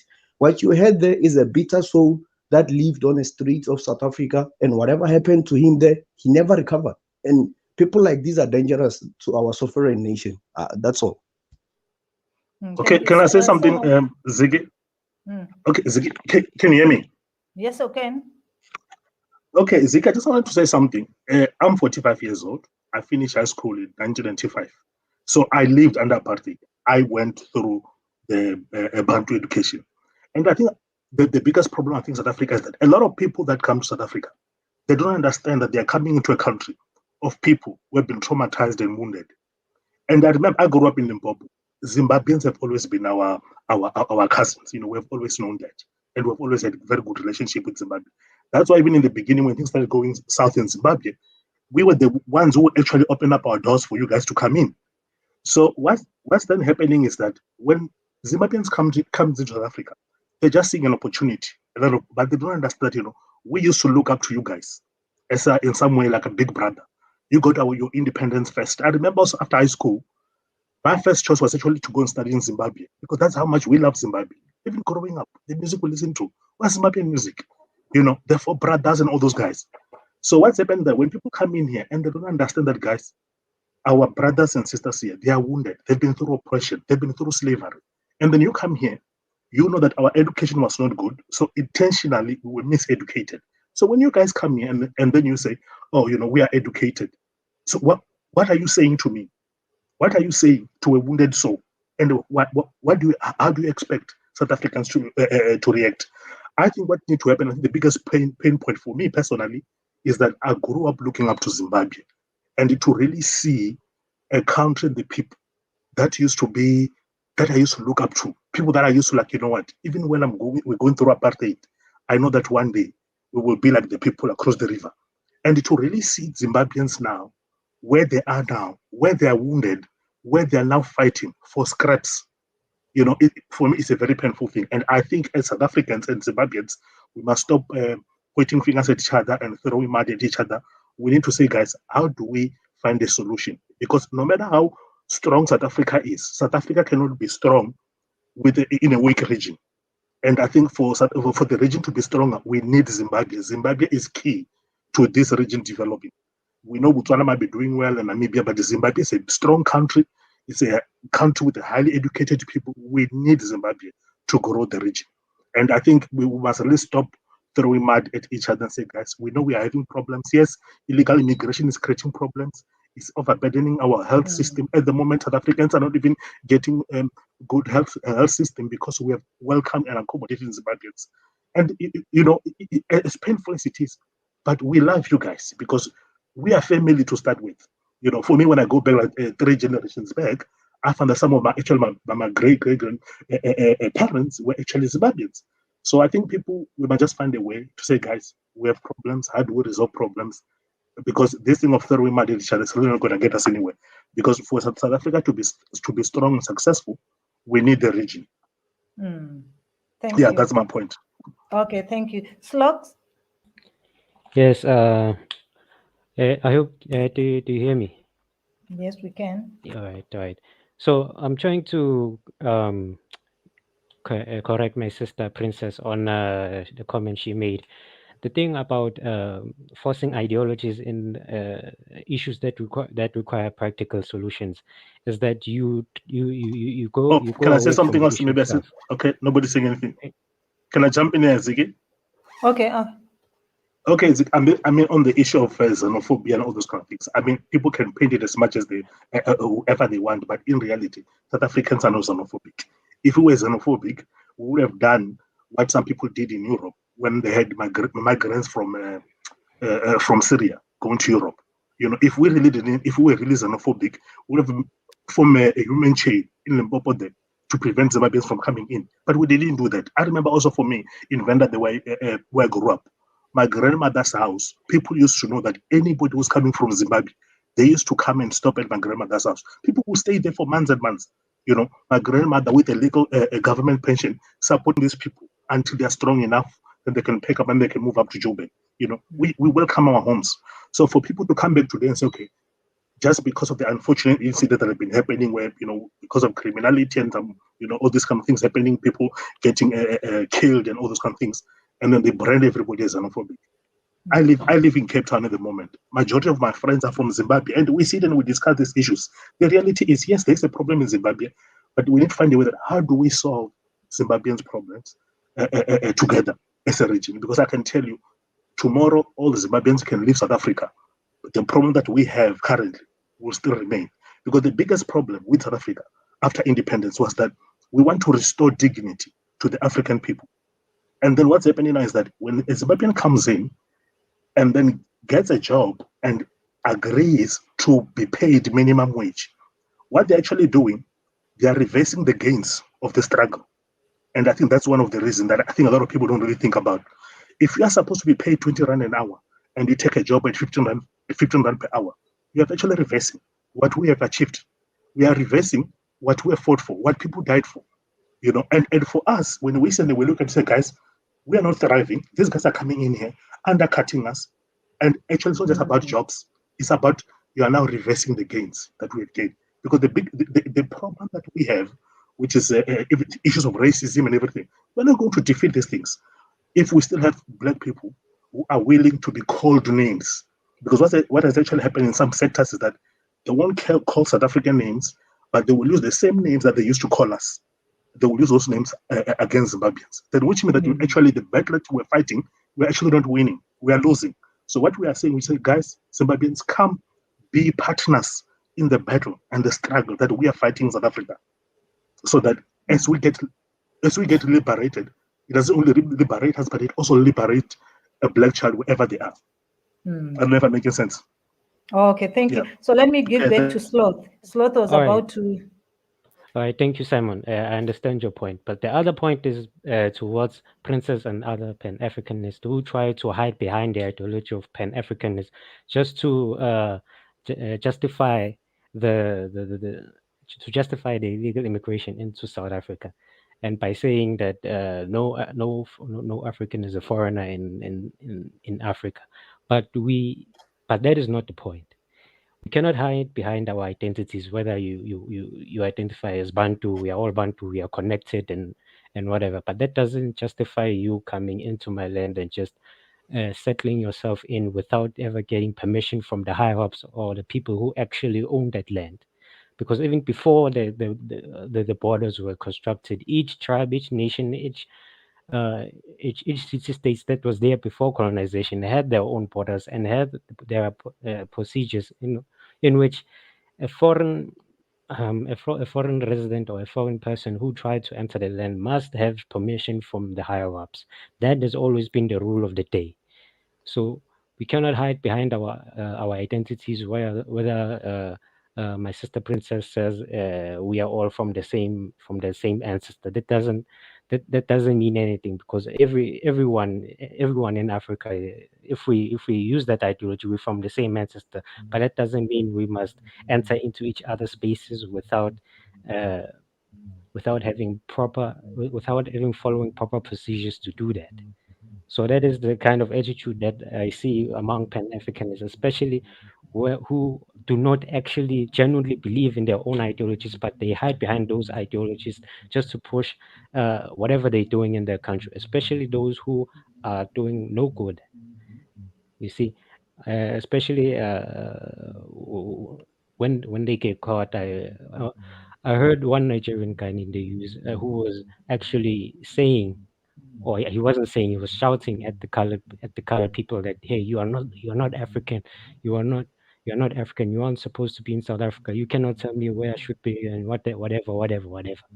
And he was a Nigerian shouting in a colored South African in South Africa, telling him that he doesn't belong there. So that is the toxic side of what we call the Pan-African community, is imposing your ideology into other people. So, Princess, if you have to justify your point, you shouldn't hide behind ideologies or identities. Can I You should also just actually. Okay, can I also you can talk. can I add over what Slox has been saying? So I've got few questions to raise here. In sub-Saharan Africa, the part of where we don't include the North African countries, Gabon, Botswana, South Africa, and Namibia. These are 4 richest countries, and in fact, Botswana is doing better than South Africa in when it comes to standard of living, and even the professional peoples in Botswana, they tend to be paid more than South Africa on average because their population is small and they're relative to their GDP. So their GDP per capita is good. My question is this: how come if the largest migrants are flocking to South Africa? Even the Zimbabweans themselves, they've got a large border up, like their fence, the fence that we neighboring Zimbabwe. We are the shortest neighbors to Zimbabwe in terms of the landmark of the border. Botswana has got the largest border around Zimbabwe, and then you've got Mozambique, which also has got relatively the large border around Zimbabwe. But they choose to go through this crocodile river, where they risk it all. I just don't understand. But we are told we are xenophobic ones. If you go to Botswana, even closer to their border, they don't play there. So my question is, are we really xenophobic, or we are being blackmailed here? We are pushed at the corner to have to accept nonsense as people. So we need to really start looking at this. South Africans are xenophobic. We need to stop using this, in fact, these Western ways that we don't even know the meaning of them. So does it make sense that people are, even when Botswana is doing relatively well, even Namibia, they're not going there, they still running to South Africa? I don't understand. But we are xenophobic anyway. So that's just my point. Let me have Lloyd, then we are going to have Princess, and then we finish. Can you hear me? Yes, we can.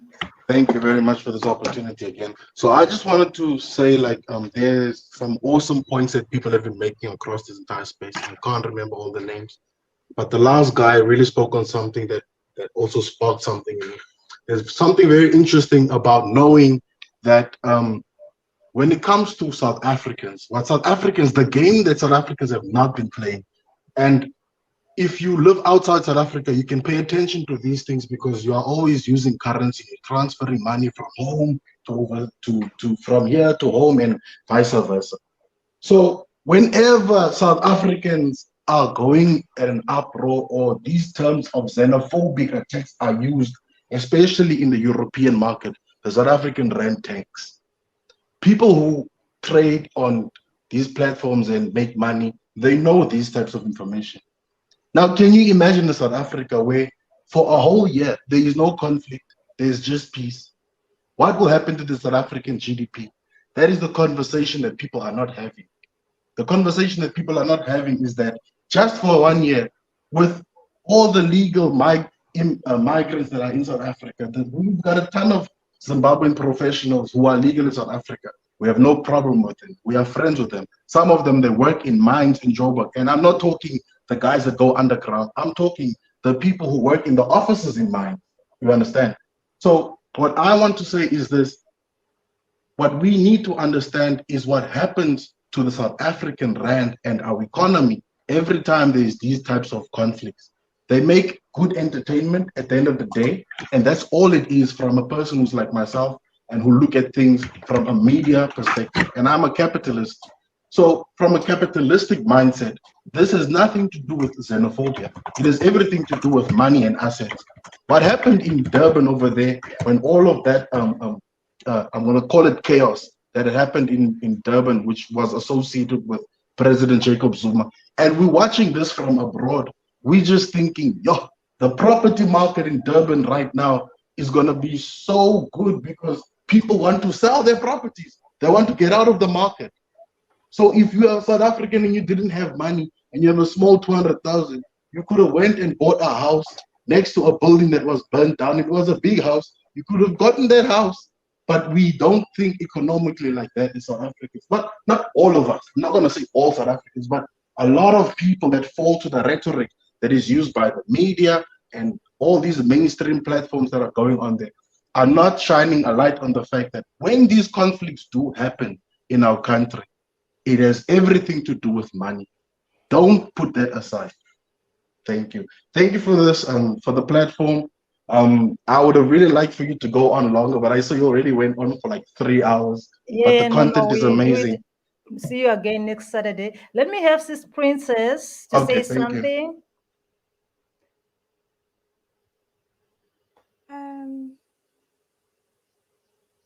Hello? Hello. Hello? Okay. Can you hear me? Yes, we can. Okay.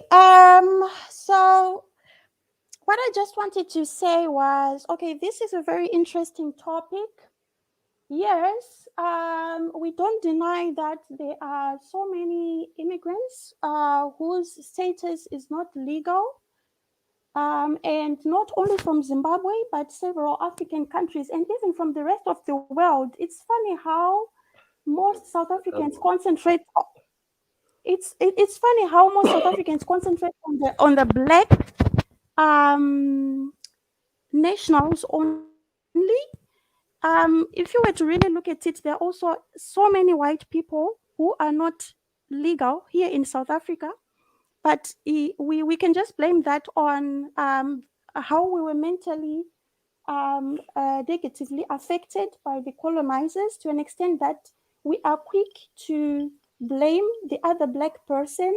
We really don't look across other races. We don't really look at that at all. We are so quick to blame the other black person. And then the other thing is, okay, I wanted to say that yes, I know there are people without passports, there are people with what, and that is just disrespectful, obviously, to another country. But if we go deeper and notice that, okay, who created these borders, right? Who created these borders and why were they created? It was again to make sure that the black people, they don't travel, the black working class doesn't get to go wherever willy-nilly because they were needed to work in whose companies? The colonial companies, right? The colonial farms and so forth. So if we were to consider all those things, the whys of these borders, then also look at an example of, say, the European Union, where a European is free to travel to another European country, visa exempt, and they are also entitled to enter and reside in each other's countries. You know, they've that policy. Why can't we have that in Africa? And say like, and also look at our African Union. They seem to be very, very silent. We don't know where they're carrying us as a continent. Perhaps if they were to create some policies which would benefit Africa as a whole, get to remove these borders so that people can travel, maybe, just maybe, this would work so much better for the black people and for our continent as a whole. I think that's just what I wanted to say. Thank you. Yeah. Thank Okay. you, Thank Princess. Thank you. Thank you. Let me have welcome.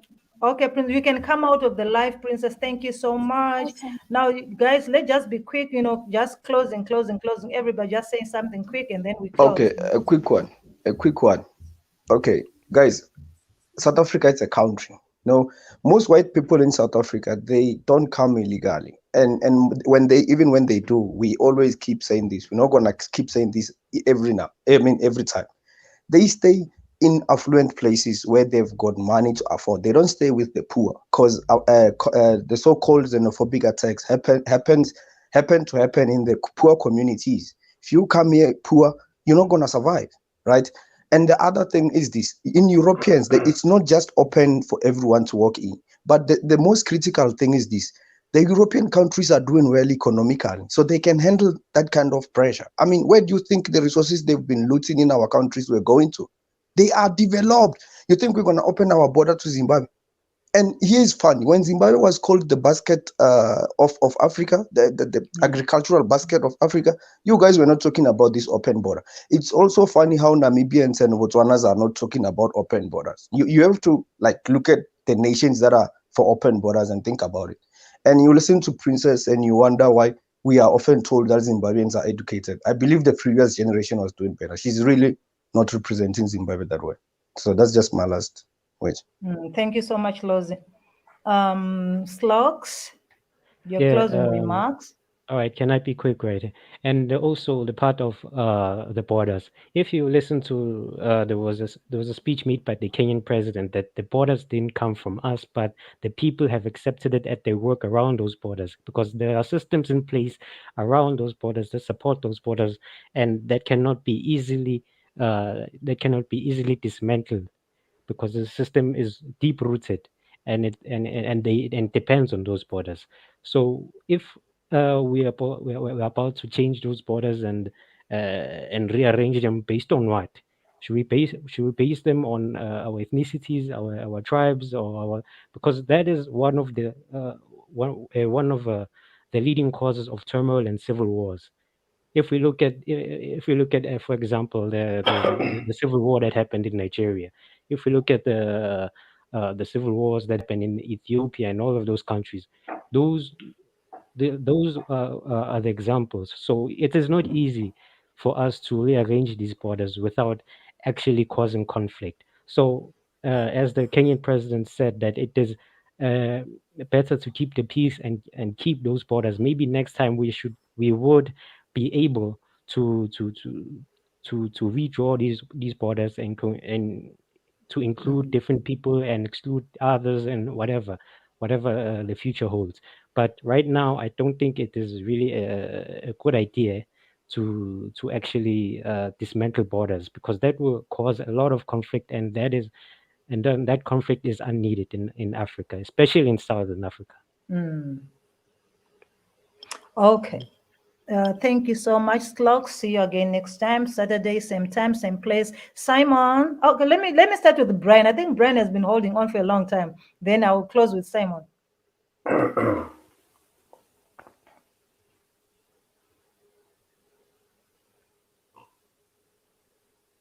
Brian, Simon, go ahead. End of you. Okay. Zeke, thank you very much for amazing show. I think this is really needed. I think instead of fighting each other, we need to open up conversations like this, and also just to also remind my South African brothers as well that let's not just look at Zimbabweans as illegal and all those kind of things. They are our brothers and sisters. So whatever problems we are having, let's find ways to engage with them. And even those Zimbabweans who feel maybe they're being wronged by South Africans, let's put our emotions down and really look at each other. We are neighbors. Even if we can build the longest wall in Africa, it still won't separate us.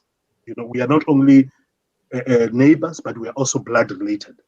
We got so if we can frame our discussions within the framework of knowing that we are family, we are having challenges as a family, and we're bringing them to the table to discuss as a family. I think we'll be able to find solutions. And also, just for me to say, I love my Zimbabwean brothers and sisters. Yes, there are some bad apples like we see, like you find everywhere. Even in South Africa, we do have bad apples. And let's just help each other to be able to identify some of those people that we know might be involved in criminal activities, to make sure that we don't taint everybody. We don't paint everybody with the same brush. Okay. Good night. Thank you. Okay, thank you so much. The last one. And hello. Okay, I think we don't have Brian here. So okay, we don't have Brian here. So thank you so much, everyone. Thank you so much for the engagement. I hope we will find a solution to this problem that we are facing. And also, I hope if you're an illegal immigrant, do the right thing. Just find yourself. There's been an opening that was announced whereby if you're undocumented and you have never applied for an asylum before, you need to go and register yourself. The registration is happening online. Then you're going to be given an appointment for your interview, and then you get documented. So take this opportunity to get yourself documented, because South Africa is no longer safe. It's no longer a relaxing place if you don't have the proper papers, if you don't have the proper documentation. So this is all I can tell you, my friends. Just go and check it, find information. There's information that has been put out there for people to be documented. So just go and find that information and save yourself. And to South Africans, thank you so much for your hospitality, and thank you everyone for being here. Right now, I just need to relax a little bit. I think my head is just going. Okay. Good night, guys. Thank you.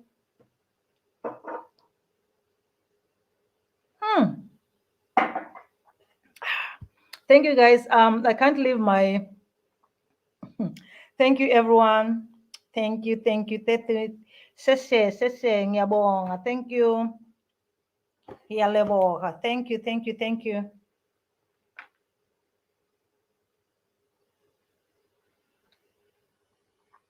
Okay, let's see what's going on. Princess, thank you. Kind Muzansi, Tando, Expressive Music, Mama Africa, KT Music, Trifinia, Islati, Tawanda, Vu, Ayova, thank you. Live in Wisdom, thank you. Keith D, MP Ram, MJJ, LM, Cheslin, thank you so much. Liso, Petros, thank you some. Beggy, we have XRP, we have Black Rhythm Records, Nklulego, Stelo, Black Rhythm, okay, thank you so much, guys. Yeah.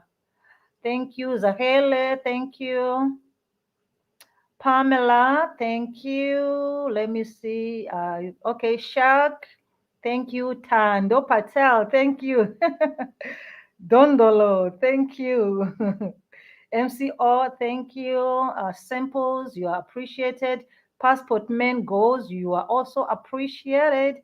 Olu Gold AJ, thank you. Let me see. Okay, I think I've greeted everybody who is in the comment section. MP Ram, you are appreciated. Thank you. Lungesi, thank you. Tulani, you are appreciated. Peshi, you are appreciated. Mans, you are appreciated. Rant, you are also appreciated, guys. I am just doing like this so that you, my friends, can leave me in the house, okay? I can't leave the house and leave my guests here, okay? So, Absi, you are appreciated. Let me see. Austin K, Tawanda Mchako, thank you so much, guys. Hlengewe, thank you. Austin, thank you. Let me see. Martin, thank you. Keith D, thank you. Okay, guys, thank you so much for tonight. See you again next Saturday, same time, same place. Until then, it's time to take some. Oh my God, let me just. I'm out. Remove.